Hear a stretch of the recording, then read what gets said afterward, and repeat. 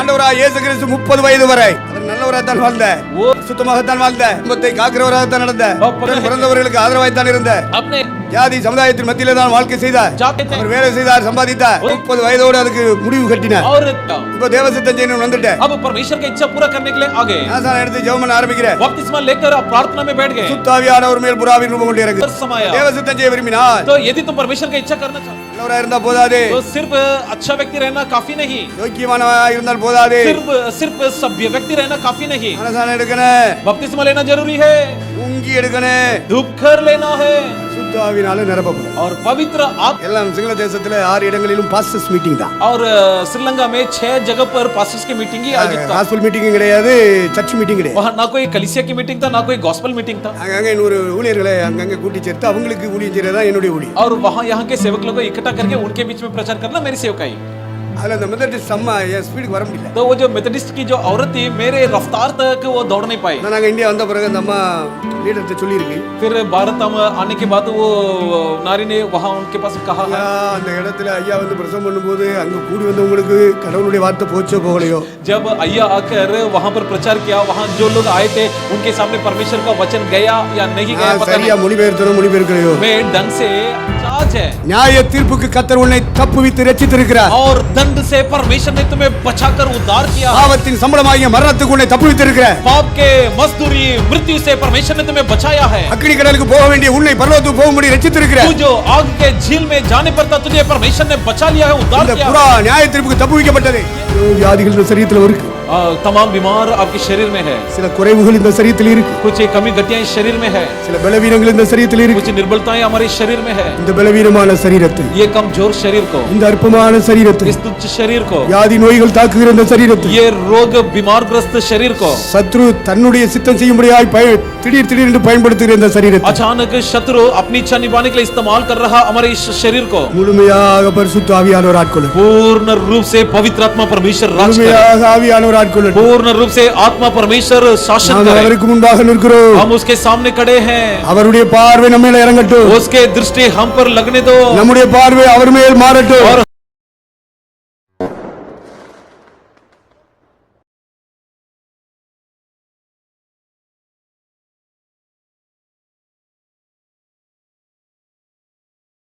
लेता हूं. தேவனுக்கு மகிமை உண்டாகட்டும். परमेश्वर को महिमा मिले.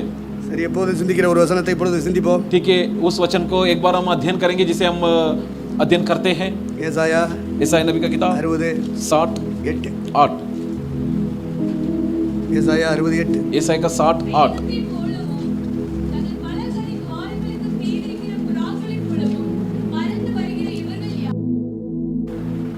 மேகத்தை போலவும் बादल के समान,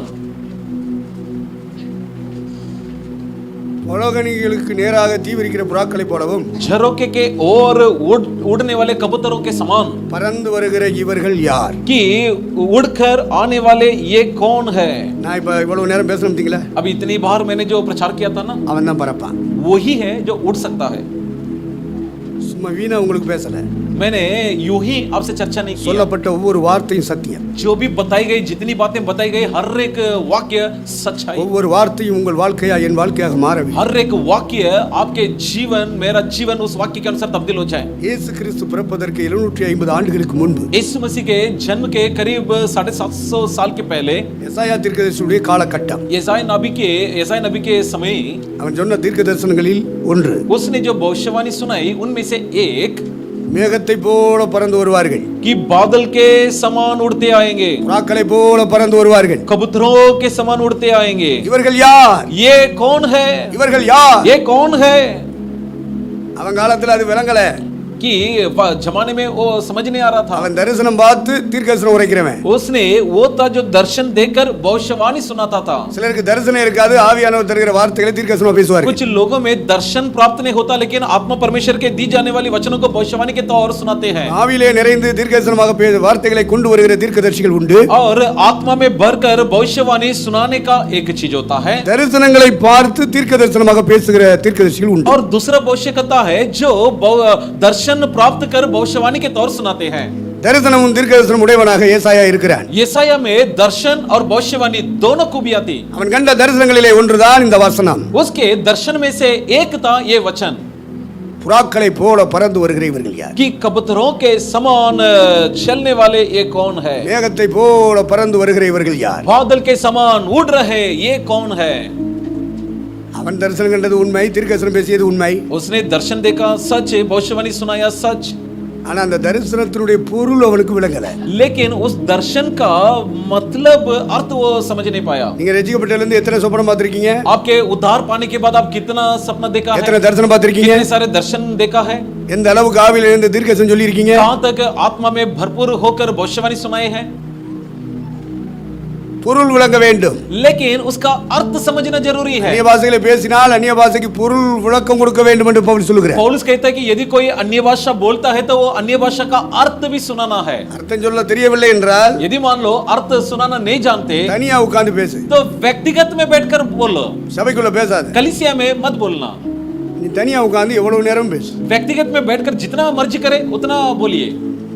அர்த்தம் சொல்ல தெரியுமானால் यदि उसका मतलब कहना जानते हो அந்நிய பாஷை பேசிட்டு அர்த்தமும் சொல்ல தெரியும். तो अन्य भाषा बोलकर उसका मतलब भी समझाना चाहिए. அப்படி அர்த்தம் சொல்ல தெரியுமானால் சபையில பேசு. यदि ऐसा अर्थ बता सकते हो तो कलीसिया में अन्य भाषा बोलिए. ஆண்டவருக்கு மகிமை உண்டாகும். प्रभु को महिमा मिले. உனக்கு அர்த்தம் சொல்ல தெரியாவிட்டால் लेकिन यदि तुम मतलब बताना नहीं जानते हैं தனியா உட்கார்ந்து மணிக்கணக்கா அந்நிய பாஷை பேசு. तो अकेला बैठकर जितना चाहे उतना घंटों घंटों तक बोलिए. அது உனக்கு பக்தி விருத்தி உண்டாகும். ऐसा करने पर तुम्हारे भक्ति की उन्नति होगी. நீ தேவனோட ரகசியங்களை பேசுகிறாய் என்று வேதம் சொல்லுகிறது. कि शास्त्र बतलाती है कि ऐसा बोलने वाले परमेश्वर के साथ रहस्य बातों को बोलते நீ हैं. தேவன்ட்ட ரகசியம் பேசினாலும் சரி பரசியம் பேசினாலும் சரி चाहे आप परमेश्वर से स्पष्ट क्यों ना बोले या गुप्त में क्यों ना बोले, அந்நிய பாஷை பேசினா தனியா உட்கார்ந்து பேசு. अन्य भाषा यदि बोलना है तो व्यक्तिगत में बैठकर बोलिए, மணிக்கணக்கா பேசு. घंटों घंटों बोलिए. ஆனா சபைக்குள்ள வந்துட்டீனா लेकिन अगर एक बार कलीसिया में நீ आ जाते பேசுகிற हैं, பாஷைக்கு அர்த்தம் தெரியுமானால் आप जो बोलते हैं उस भाषा का अर्थ यदि मालूम है நீ பேசலாம். तो बोल सकते हो, இல்லை என்றால் ரெண்டு ஒரு வார்த்தையை பேசிவிட்டு அடக்கிக்கிட்டு இருக்கணும். नहीं तो दो तीन शब्द बोलकर खामोश हो जाना है. இதெல்லாம் சபையின் ஒழுங்கு. ये सब कलीसिया का नियम है. ஆவியானவர் கலகத்திற்கு தேவனாயிராமல் சமாதானத்துக்கு தேவனாயிருக்கிறார். क्योंकि आत्मा परमेश्वर बलवा का ईश्वर नहीं है बल्कि वो शांति का ईश्वर है. அப்ப தீர்க்க தரிசனம் சொல்லுகிறீர்கள், तो भविष्यवाणी सुनाते हैं, தரிசனம் பார்க்கிறீர்கள், दर्शन देखते हैं, சொப்பனம் பார்க்கிறீர்கள், स्वप्न देखते हैं, அதனுடைய பொருள் விளங்க வேண்டும். लेकिन उसका मतलब भी समझना है. கையிலே வைத்திருக்க வேதம் படிக்கிறீர்கள், हमारे हाथों में जो शास्त्र है जिसे आप पढ़ते हैं அதனுடைய பொருள் விளங்க வேண்டும். इसका भेद समझना है. அதுக்கு தான் பரிசுத்த ஆவியானவர். इसलिए ही पवित्र आत्मा दिया गया है. உங்களுக்குள்ள எனக்குள்ள பரிசுத்த ஆவி எதற்கு? आपके अंदर मेरे अंदर पवित्र आत्मा क्यों दिया गया? தரிசனத்தை பார்க்கவும், दर्शन देखने, சொப்பனங்களை பார்க்கவும், स्वप्न देखने, தீர்க்க தரிசனங்களை பேசவும், भविष्यवाणी सुनाने, வேதங்களை படிக்கவும், शास्त्र को पढ़ने, அப்பொழுது அதற்குள்ளே மறைந்திருக்கிற பொருள்களை விளக்கி கொடுக்கவும், तब उसके गुप्त बातों को समझाने के लिए அந்நிய பாஷையில பேசவும், अन्य भाषा में बोलने அதனுடைய பொருளை விளக்கி கொடுக்கவும் और उसके मतलब को समझाने, பரிசுத்த ஆவியானவர் ஊற்றப்பட்டார். इसीलिए पवित्र आत्मा उंडेला गया. அப்ப பரிசுத்த ஆவியானவர் உங்க மேல இறங்குவாரானால் तो यदि वाकई पवित्र आत्मा तुम पर और मुझ पर समाते हो தரிசனத்தின் பொருளையும் விளக்கி கொடுப்பார். तो उस दर्शन के भेद भी हमें समझाएगा. தானியேல் ஒரு முறை ஆண்டவர்ட்ட ஜெபம் பண்றான். दानियेल ने एक बार परमेश्वर से प्रार्थना किया, ஆண்டவரே 10 கொம்பு உள்ளதை காமிச்சீர், हे प्रभु आपने ऐसा चीज दिखा दिया जिसका 10 सिंग थे 2 கொம்பு உள்ள மிருகத்தை காமிக்கிறீர், और 2 सिंग वाले जानवर को बताया, 1 கொம்பு உள்ள மிருகத்தை காமிக்கிறீர். 1 सिंग वाले जानवर को भी दिखाया அந்த கொம்புகளுக்கு நடுவே சின்ன கொம்பு முளைக்கிறதை காண்பிக்கிறீர். और उन सिंग के बीच में एक छोटी सी सिंग उगते हुए दिखाया, சிங்கத்தை காமிக்கிறீர், शेर दिखाया சிவிங்கியை காமிக்கிறீர், और शेरनी दिखाया கரடியை காமிக்கிறீர். और बालू दिखाते हैं. என்னுடைய பொருள் என்ன சாமி? लेकिन प्रभु जब दिखाते हैं तो उसका मतलब क्या है? தரிசனம் பார்த்தது ஒரு பக்கம், जो एक तरफ दर्शन देखा அதனுடைய பொருளுக்காக காத்திருந்து ஜெபம் பண்ணது இன்னொரு பக்கம். और उसके भेद समझने के लिए बैठकर प्रार्थना करना दूसरी बात है. சில விஷயங்களுக்கு ஆண்டவர் சொல்லி கொடுக்குறாரு, और कुछ बातों के लिए परमेश्वर जब सिखाते हैं, சில விஷயங்கள் தெரியல, कुछ बातों के लिए परमेश्वर सिखा देते हैं, कुछ बातों के लिए नहीं सिखाते. ஆண்டவர்ட்ட மறுபடியும் கேட்கிறேன், फिर से उसने प्रभु से मांगा, உபவாசம் போட்டு கேட்கிறேன், उपवास कर पूछा, அழுது கேட்கிறேன், आंसू बहाते हुए पूछा, ஆண்டவர் சொல்லி கொடுக்க மாட்டேங்கிறேன். लेकिन प्रभु ने उसे समझाने से मना कर दिया. டேய் இது கடைசி காலத்துக்குள்ளதுடா, ए भाई ये तो अंतिम दिन का है. இப்ப சொன்னாலும் உனக்கு விளங்காது, अभी मैं तुझे बताऊं समझाऊं तो भी तुझे समझ में नहीं आएगा. அதனால அதெல்லாம் முத்திரை போடு. इसलिए उस पर मोहर लगा दो. அவனுக்கு ரொம்ப சோர்வு, तब वो बहुत ही उदास हो गया அந்த சோர்ந்து அவனுக்கு வியாதி வந்து, और उदास होकर बीमार ग्रस्त हो गया. இப்படி எல்லாம் பரிசுத்தவான்கள் போயிருக்காங்க. इस प्रकार संतों ने अपने जीवन गुजार किए हैं. அப்போ முடிவு காலம் என்று சொன்னால் பரிசுத்த யோவானுக்கு கர்த்தர் அதை வெளிப்படுத்தி கொடுக்கிறார். तो जब अंत काल है, अंत काल के बारे में संत यूहन्ना को परमेश्वर ने स्पष्ट कराया. அவனுடைய காலம் கிமு 600, और उसका दिन है मसीह के जन्म के पहले 600 वर्ष. ஆனா யோவானுடைய காலம் கிபி 1 நூற்றாண்டு. लेकिन यूहन्ना का वक्त कौन सा था? मसीह के जन्म के बाद पहला शताब्दी. இப்ப 96 97ல கர்த்தர் அந்த தரிசனத்துக்கு விளக்கத்தை கொடுக்கிறார். तो 96 97 वर्ष में परमेश्वर उन दर्शन का स्पष्टीकरण किया. அப்ப பரிசுத்தாவியானவர் உங்களுக்குள்ள எனக்குள்ள இறங்கும் பொழுது, तो जब पवित्र आत्मा आपके अंदर मेरे अंदर समाये, வேதங்களை படிக்கும்போது விளக்கி கொடுப்பார். तो पवित्र शास्त्र को पढ़ने के जरिए हमें स्पष्ट कराएगा. தீர்க்க தரிசனங்களுக்கு பொருளை விளக்கி கொடுப்பார். भविष्यवाणी के जरिए स्पष्ट कराएगा. தரிசனங்களுக்கு பொருளை விளக்கி கொடுப்பார். दर्शन का मतलब को हमें स्पष्ट कराएगा. சொப்பனங்களுக்கு பொருளை விளக்கி கொடுப்பார். सपने के अर्थ को हमें बतलाएगा. அதுக்கு தான் பரிசுத்தாவியை உங்களுக்கு எனக்கு தந்திருக்கு. इसीलिए आपको और मुझे पवित्र आत्मा दी गई है. ஆண்டவராகிய இயேசு கிறிஸ்து 30 வயதிலே ஊழியத்துக்கு வந்தார். तो प्रभु यीशु मसीह 30वां वर्ष में सेवकाई में प्रवेश किया. யோவான் சானன்ட்ட போய் தண்ணீருக்குள்ள மூழ்கி ஞானஸ்நானம் எடுக்கிறேன். यूहन्ना बपतिस्मा देने वाले के पास जाकर जल में डूबकर बपतिस्मा ले लिया வானத்துக்கு நேரே அண்ணாந்து பார்த்து ஜெபம் பண்றேன். और आकाश की तरफ देखते हुए प्रार्थना किया. வானம் திறக்கப்படுகிறது. तब आकाश खुल गए. அங்க இருந்து பரிசுத்த ஆவியானவர் இறங்குறார். वहां से पवित्र आत्मा समाया. அந்த ஆவியானவருக்கு ஒரு உருவம் தரப்படுகிறது. उस आत्मा के लिए एक आकार दी गई. என்ன உருவா? कौन सा रूप दिया गया? புறாவின் ரூபம். कबूतर का रूप. ஒரு புறா அப்படியே பறந்து வந்து அவர் மேல உட்கார்ற மாதிரி ஒரு காட்சி. कि ऐसा एक दृश्य है जहां पर एक कबूतर उड़कर आते हुए उसके कंधे पर बैठने का. யோர்தான் நதிக்குள்ள ஞானஸ்நானம் கொடுத்துக்கிட்டு இருக்கிற யோவான் அதை பார்க்கறான். तब यरदान नदी में बपतिस्मा दे रहा यूहन्ना बपतिस्मा देने वाला ने इस दृश्य को देखा. யோவான் சொல்லுகிறான், तब यूहन्ना ने कहा, நானும் இவரை அறியாது இருந்தேன். मैं भी इन्हें नहीं जानता था. என்னை ஞானஸ்நானம் கொடுக்கும் ஊழியத்துக்கு அழைத்து அனுப்பினவர் சொல்லி அனுப்பினார். परंतु जिसने मुझे बपतिस्मा सेवकाई निभाने के लिए मुझे बुलाया उसने ये कहकर मुझे भिजवाया நீ ஞானஸ்நானம் கொடுத்துட்டு இருக்கிறவர்கள் மத்தியில் कि तू जहां पर बपतिस्मा दे रहा है யார் மேல் பரிசுத்த ஆவியானவர் புறாவின் உருவத்தில் வந்து இறங்குகிறாரோ उनके बीच में जिस व्यक्ति पर पवित्र आत्मा कबूतर के समान आकर समाएगा அவரே சர்வதேச மக்களுடைய பாவங்களை நிவர்த்தி செய்கிறவர். वही है जो अंतरराष्ट्र के मानव जाति के पापों के लिए प्रायश्चित करेगा. உலகத்தின் பாவங்களை சுமந்து தீர்க்கிற தேவ ஆட்டுக்குட்டி. विश्व की सारे पापों को अपने पर उठा लेने वाला परमेश्वर का मेमना है. அப்ப பரலோக தேவ சித்தம் செய்ய வேண்டுமானால் तो यदि स्वर्गीय इच्छा निभाना है பரிசுத்த ஆவியை பெற வேண்டும். तो पवित्र आत्मा पाना जरूरी है. பேர் கிறிஸ்தவனுடைய நிலைமை பரிதாபம். जो नामधारी मसीहत है उनके स्थिति हाई की है. தேவ சித்தம் செய்யணும். परमेश्वर का इच्छा निभाना है. தாவீது சித்தம் செய்யணும். पिता की इच्छा निभाना है. ஆண்டவருக்கு பிரியமா வாழணும். परमेश्वर चाहने अनुसार जीना है. அப்படின்னு இந்த பூமியில ஒரு மனுஷன் விரும்பினார், इस प्रकार इस धरती में यदि कोई मनुष्य அவன் चाहता है பரிசுத்த ஆவியை பெற வேண்டும். तो वो पवित्र आत्मा को पाना जरूरी है. ஆண்டவராகிய இயேசு கிறிஸ்து 30 வயது வரை प्रभु यीशु मसीह 30 साल तक அவர் நல்லவராக தான் வாழ்ந்தார். वो अच्छा ही व्यक्ति थे. சுத்தமாக தான் வாழ்ந்தார். वो पवित्र ही जी रहे थे. குடும்பத்தை காக்கிறவராக தான் நடந்தார். और पवित्र परिवार की देखरेख करते हुए जी रहे थे. பிறந்தவர்களுக்கு ஆதரவாய் தான் இருந்தார். अपने बंधुओं के लिए सहायता थे. தாய்க்கு ஆதரவாய் தான் இருந்தார். अपने माता के लिए सहारा थे. ஜாதி சமுதாயத்தின் மத்தியிலே தான் வாழ்க்கை செய்தார். जाति समाज के बीच में जीवन व्यतीत कर रहे थे. அவர் வேலை செய்தார், சம்பாதித்தார். उसने काम किए, कमाई किए 30 வயதோடு அதுக்கு முடிவு கட்டினார். और 30 साल में उसके लिए विराम लगा दिया. இப்போ தேவ சித்தம் செய்யணும் வந்துட்டேன். अब परमेश्वर की इच्छा पूरा करने के लिए आ गए. ஞானஸ்நானம் எடுத்து ஜெபம் பண்ண ஆரம்பிக்கிறேன். बपतिस्मा लेकर आप प्रार्थना में बैठ गए. சுத்த ஆவியானவர் மேல் புறாவின் ரூபம் கொண்டு இறங்கு. पवित्र आत्मा कबूतर के स्वरूप लेकर उस पर समाया. தேவ சித்தம் செய்ய விரும்பினார். तो यदि तुम परमेश्वर की इच्छा करना चाहते हो நல்லவரா இருந்தா போதாது. तो सिर्फ अच्छा व्यक्ति रहना काफी नहीं. யோக்கியமானவா இருந்தால் போதாது. सिर्फ सभ्य व्यक्ति रहना काफी नहीं. ஞானஸ்நானம் எடுக்கணும். बपतिस्मा लेना जरूरी है. முங்கி எடுக்கணும். धूपकर लेना है பரிசுத்த ஆவியினால நிரப்பப்படும். और पवित्र आत्मा से भराया जाना है. தேவனுக்கு மகிமை உண்டாகும். परमेश्वर को महिमा मिले. உங்க மேல பரிசுத்த ஆவி இறங்கி இருக்காரா? क्या आपके ऊपर पवित्र आत्मा उतरा है? எதனார் மேல பரிசுத்த ஆவி இறங்கினாரே? यीशु मसीह पर पवित्र आत्मा समाया. நல்லவரா வாழ்ந்தா போதாதுலே. सिर्फ एक सज्जन व्यक्ति रहना का पर्याप्त योग्य वाला बोलादे. नहीं. सिर्फ एक धर्मी व्यक्ति बनकर जीना परिशुद्ध पर्याप्त वाला बोलादे. नहीं. सिर्फ पवित्र जीवन व्यतीत करना 30 पर्याप्त வயசு नहीं. வரைக்கும் ஏதனா பரிசுத்தமா தான் வாழ்ந்தாரு. 30 साल तक भी यीशु मसीह पवित्र बनकर ही जी रहे தேவ थे. சித்தம் செய்ய வேண்டுமானா लेकिन यदि परमेश्वर का इच्छा निभाना है பரிசுத்த ஆவியினால நிரப்பப்பட तो வேண்டும். पवित्र आत्मा से भराया जाना है. ஆண்டவருக்கு மகிமை உண்டாகும். प्रभु को महिमा मिले. அப்ப மத்தேயு எழுதுகிறார் 3:16ல. अब मत्ती लिखता है 3 का 16 में. மார்க் எழுதுகிறார் 1:10ல. मार्कुस लिखता है 1 का 10 में. லூக்கா எழுதுகிறார் 3:22ல. लूकास लिखता है कि 3 का 22 में. யோவான் எழுதுகிறார் 1:32ல. यूहन्ना लिखता है कि 1 का 32 में. நாலு பேருமே ஒன்னு போல எழுதுவான். चारों व्यक्ति एक बराबर लिखते हैं. अनेक விஷயங்களை மாறுபட்டு எழுதுவாங்க. कई सारे विषय में उनका अलग अलग राय होते हैं. ஆனா பரிசுத்த ஆவியானவர் இயேசுவை நிரப்பினார் என்ற விஷயத்தில், लेकिन पवित्र आत्मा प्रभु यीशु मसीह को भरा दिया इस मामले में, அதுவும் புறாவின் உருவத்தில் வந்து இறங்கினார் என்று சொல்லுகிற விஷயத்தில் खास तौर पर कबूतर समान उधर के आया इस सिलसिले में நாலு பேர் ஒன்னு போல எழுதுவான். चारों का एक ही मानना रहा. அப்படியானால் பரிசுத்த ஆவிக்கு ஒரு பேர் கொடுத்தால் तो यानी पवित्र आत्मा के लिए और एक नाम दिया गया.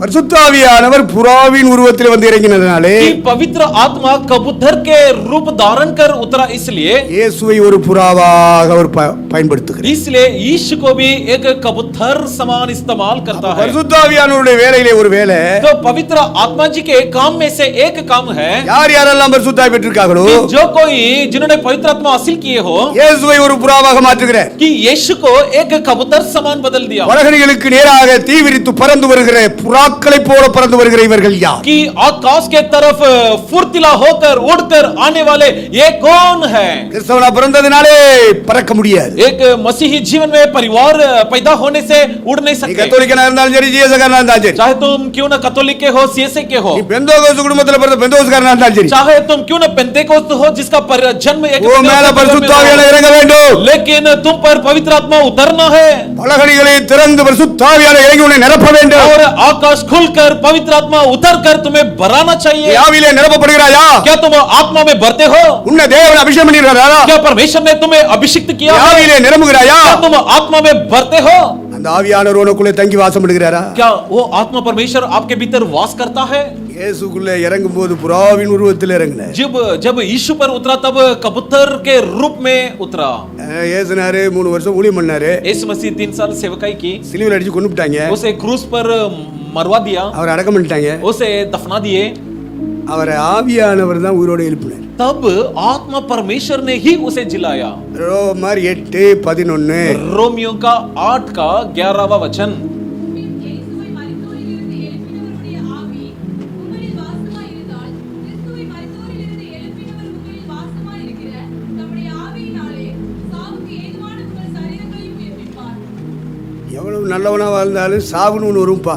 चाहे कितना भी सभ्य व्यक्ति क्यों न रहे, लेकिन मृत्यु को सामना ही करना पड़ेगा. எந்த பரிசுத்தவானுக்கும் சாவு வரும். कोई भी संत व्यक्ति क्यों न हो, मरना ही है. அது இந்துக்களுக்கும் வரும், இஸ்லாமியனுக்கும் வரும், वो हिंदुओं के साथ भी घटता है, मुसलमानों के साथ அது घटता है, புத்தாவுக்கும் வரும், वो बुद्धिस्ट लोग के அது साथ भी घटता है, கிறிஸ்தவனுக்கும் வரும், और उसी प्रकार ईसाई लोगों के साथ நல்லவனுக்கும் வரும், होता है. பொல்லாதவனுக்கும் வரும். तो अच्छे के साथ भी होता है, बुराई के साथ भी होता है. சாவு வந்துட்டா அப்புறம் உனக்கும் உலகத்துக்கும் சம்மந்தம் கிடையாது.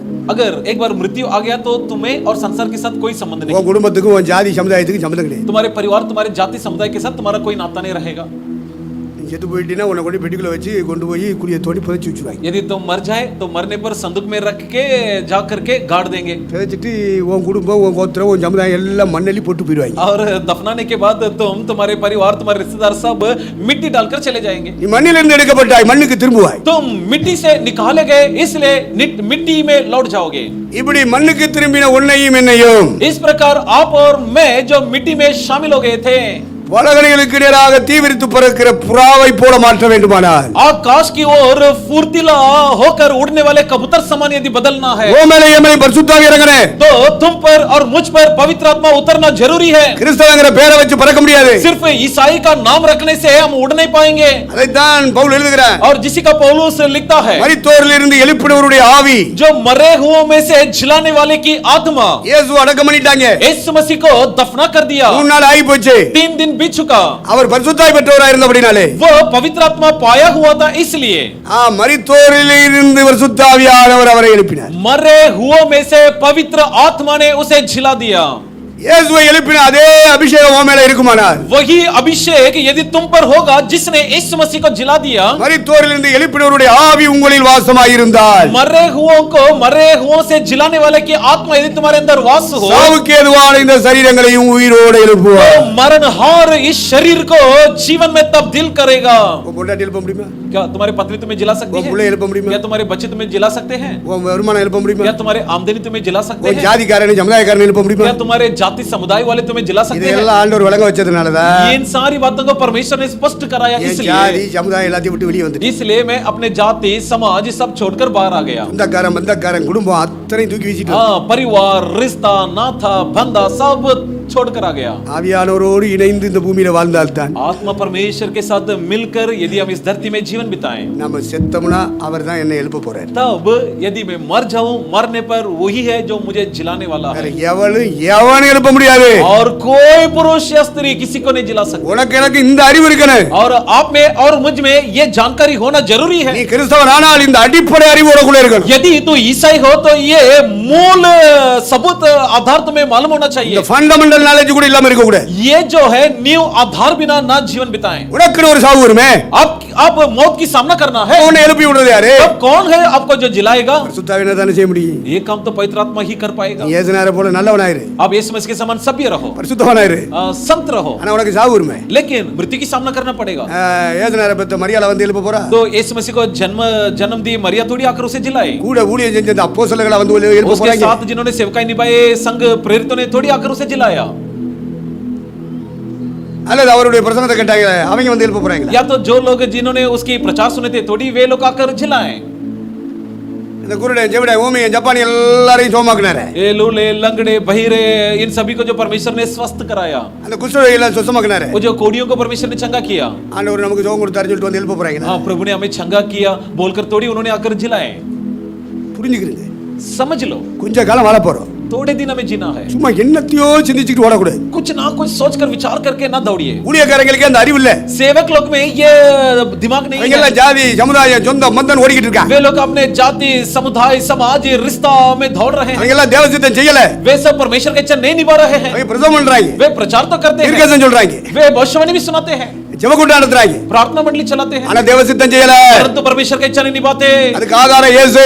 उसके लिए सबूत அதுக்கு ईश्वर, ஆதாரம் அவரை பின்பற்றின சீசர்கள். उसके लिए सबूत कौन है? उसके अनुयायी। அதுக்கு ஆதாரம் முதலாம் நூற்றாண்டு திருச்சபை மக்கள். और उसके लिए सबूत कौन है? पहला सदी की அதுக்கு कलीसिया। ஆதாரம் பவுலும் பவுலை சார்ந்தவர்கள். इसके लिए सबूत कौन है? पौलुस और पौलुस के जने। உங்களுடைய ஆவிக்குரிய கண்களை பரிசுத்தாவியானவர் திறப்பாரா? आपके आत्मिक नजरों को परमेश्वर के आत्मा खोल दे।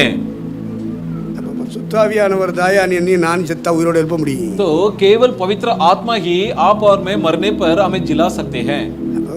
உங்களை என்னையும் தேவன் எழுப்பணுமே. तो आपको और मुझे परमेश्वर जिलाना है ना। கிறிஸ்துவுக்குள் மரித்தோர் முதலாவது எழுந்திருப்பார். तो जो मसीह में मरे वो सर्वप्रथम जी उठेंगे। அப்புறம் தான் உயிரோடு இருக்கிறவங்க மர்வமாக்கப்படும். उसके बाद जितने भी जीवित है जिंदा है वे सब रूपांतर किए நீ जाएंगे। செத்தா எழும்பிடுவியா? क्या तुम मरने पर जिलाए जा அப்புறம் என்ன सकते हैं? வாழ்க்கை இந்த பூமியில உனக்கு? फिर नहीं तो ये संसार में कौन सी जिंदगी है? நீ அம்பானியா வாழ்ந்து என்ன செய்ய? அதானியா வாழ்ந்து என்ன செய்ய? तुम बतौर अदानी बतौर अंबानी நீ जीवन கின்னஸ் बिताने से क्या फायदा? கின்னஸ் புத்தகத்துல பேர் வாங்கி என்ன செய்ய? और गिन्नस किताब में तुम्हारा नाम लिखित होने से क्या लाभ है? பரலோகத்தை கருப்பா சிவப்பாருன்னு பார்க்க முடியாது. स्वर्ग का रंग क्या गोरा है काला है यहाँ तक भी आप देख नहीं सकते। நம்முடைய குடியிருப்போ பரலோகத்தில் இருக்கிறது. जी हाँ हमारे निवास स्थान तो स्वर्ग राज्य में है। அங்கே இருந்து இயேசு கிறிஸ்து என்ன ரட்சகர் வர எதிர்பார்த்து கொண்டிருக்கிறோம். वहां से उद्धारक प्रभु यीशु मसीह के आगमन के लिए हम बाट जो रहे हैं। அந்த எதிர்பார்ப்பு யாருக்குள்ள இருக்கா? वो अपेक्षा किसके अंदर है? பரிசுத்தாய் பெற்றவங்களுக்குள்ள இருக்கு. उनके अंदर होता है जिन्होंने पवित्र आत्मा पाई है। தேவசித்த செய்றவங்களுக்குள்ள இருக்கு. ये उनके अंदर होता है जो परमेश्वर के इच्छा निभाते செத்தா हैं। உயிரோட எழும்பணும்னு சொல்லி தன் வாழ்க்கையை கட்டி எழுப்புறவனுக்குள்ள இருக்கும். और जो लोग मरने पर जी उठना करके अपने जीवन को समर्पित किए हैं उनके साथ होगा। மத்தவனுக்குள்ள அந்த இதெல்லாம் இருக்காது. बाकियों के अंदर ऐसी सोच विचार नहीं होगी। வீடு வாங்கணும் வீடு வாங்கணும். ये घर खरीदना है घर खरीदना है, கல்யாணம் முடிக்கணும் கல்யாணம் முடிக்கணும். शादी करना है शादी करना है, புள்ளைய பிறக்கணும் புள்ளைய பிறக்கணும். बच्चे को जन्माना படிக்க है, வைக்கணும் படிக்க வைக்கணும். बच्चों को पढ़ाना है, வேலை வாங்கணும் வேலை வாங்கணும். काम करना है नौकरी करना है, வெளிநாடு போகணும் வெளிநாடு போகணும். हाँ विदेश जाना है विदेश जाना है, பணம் சம்பாதிக்கணும் பணம் சம்பாதிக்கணும். पैसे कमाना है पैसे इकट्ठा करना है। இந்துக்களுக்கு இருக்கிற அதே புத்தி, और वही दिमाग जो हिंदू में है, கடவுள் இல்லைன்னு சொல்றவனுக்குள்ள இருக்கிற அதே புத்தி, और वही बुद्धि जो ईश्वर नहीं कहते उनके अंदर है, பேருக்கு கிறிஸ்தவ பேரை வச்சுக்கிட்டு வாழ்ந்துட்டு இருக்கானே அவனுக்குள்ள இருக்கிற புத்தி, जो नाम के लिए जो ये मसीहत नाम रखे हैं उनके अंदर क्या है बुद्धि। இவனுக்குள்ள எல்லாம் எப்படி பரலோகம் போகணுங்கிற சிந்தை வரும்? अब बताइए इनके अंदर स्वर्ग जाने का इच्छा कहाँ இந்த से आएगा? ஏசான்னு ஒருத்தன் பைபிள்ல இருக்கான். येसा नाम का एक व्यक्ति बाइबल में है, அவனுக்கு என்ன புத்தி? उसके अंदर क्या सोचता? ஒரு தடவை வெளியே வேட்டையாட போனா ஒன்றும் கிடைக்கல. एक बार शिकार करने हेतु बाहर गया कुछ नहीं मिला, ஒன்றும் வருமானம் இல்ல, कुछ मिला नहीं, அவனுக்கு சாப்பாட்டுக்கே இல்ல. अब उसके खुद को खाने के लिए नहीं मिला, வீட்டுக்குள்ள வந்தான். अब घर के अंदर प्रवेश किया வீட்டுக்குள்ள அங்கங்க தேடி பார்த்தா ஏதாவது சாப்பிடலான்னு. और घर के अंदर वहां यहाँ ढूंढने लगा कि कुछ ஒண்ணும் मिले ताकि கிடைக்கல मैं खाऊं, ஒண்ணும் लेकिन कुछ கிடைக்கல नहीं मिला, ஒண்ணும் கிடைக்கல. कुछ नहीं मिला। வீட்டுக்குள்ள போனா घर के भीतर गया, கிச்சன் ரூம்ல போனா रसोई घर में गया, அங்க தம்பி கூழு காய்ச்சிட்டு, वहां उसका छोटा भाई कुछ दाल पका रहा था। ஏய் எனக்கு பசிக்குதுடா கூழு குடுறா. ए मुझे भूख लग रही है मुझे कुछ पिला दे। தரமாட்டேன் தரமாட்டேன். नहीं नहीं नहीं दूंगा। ஏய் பசிக்குதுடா. ए भाई भूख लगती है, தரமாட்டேன். नहीं दूंगा। ஏய் பசிக்குதுடா. ए भाई भूख लगता है, அப்ப கூழு வேணுமா? तो क्या तुम्हें दाल चाहिए? ஆமாடா தாடா. जी हाँ, खिला दे. அப்போ உனக்கு அப்பா சொத்து பங்கு வச்சாருன்னு சொன்னா 2 பங்கு உனக்கு தருவாரு, எனக்கு 1 பங்கு தான் தருவாரு. तो जब संपत्ति की बंटवारा होगा तब 2 हिस्सा तुझे मिलेगा, 1 हिस्सा मुझे मिलेगा. அந்த 2 பங்குல 1 பங்கு பேரு சிரேஷ்ட புத்திர பாகம். और वो 2 हिस्से में से 1 हिस्सा का नाम है वरिष्ठ पुत्र का हक. குடும்பத்துல யாரு முதல்ல பிறக்குறாங்களோ அவங்களுக்கு தான் சொத்துல 2 பங்கு. परिवार में जो पहलौठा होंगे, जो परिवार के प्रथम होंगे, उनमें संपत्ति में 2 हिस्सा, மத்தவங்களுக்கு எல்லாம் ஒரே பங்கு. बाकी को 1 हिस्सा. நான் யாக்கோபு கேட்டேன், अब याकूब ने पूछा, உனக்கு 2 பங்கு தருவாங்கல்ல? और तुझे तो 2 हिस्सा का हकदार है ना? 1 பங்கு பேரு சிரேஷ்ட புத்திர பாகம் தானே? और जिसका 1 का नाम है पहलौठा का हक, அதை எனக்கு கொடுத்துரு. उसे एक काम कर मुझे दे दे. இப்ப பசிக்குதுடா. ए भाई भूख लगती है भाई. அது எனக்கு என்னத்துக்குடா? वो मुझे किस काम का है? அந்த பங்கு எனக்கு என்னத்துக்கு? वो हिस्सा मुझे किस काम का है? எனக்கு கூல கொடு मुझे दाल दे. என்று வாங்கி குடிச்சான். ऐसा बोलकर उसे लेकर पी लिया அந்த பங்கு அவனுக்கு சத்தியம் பண்ணி கொடுத்துட்டேன். और उसके साथ शपथ खा लिया कि मैं उस हिस्सा को तुझे दे दूंगा. பரலோக தேவாவியானவர் எழுதுகிறார். अब स्वर्गीय परमेश्वर के आत्मा उल्लेख किया, எபிரேய நிருபம் 12ஆம் அதிகாரத்தில் பதிவு செய்கிறார். इब्रानियों की 12वां अध्याय में उल्लेख किया, ஒருவேளை போஜனத்துக்காக एक वक्त के भोजन के लिए தன் சிரேஷ்ட புத்திர பாகத்தை விற்று போட்ட अपने पहलौठा हिस्सा को बेचने वाला ஏசா சீர்கெட்டவனை போல இராதீங்கள். दुष्ट एसाव के समान न रहे. அப்போ இந்த உலகத்துல வாழணும், இந்த உலகத்துல வாழணும், तो इस संसार में जीना है, दुनिया में जीना உலகத்துல है, பேர் வாங்கணும், உலகத்துல பேர் வாங்கணும், संसार में नाम तारीफ मिलना உலகத்துல है, சம்பாதிக்கணும், உலகத்துல சம்பாதிக்கணும். इस संसार में कमाना है.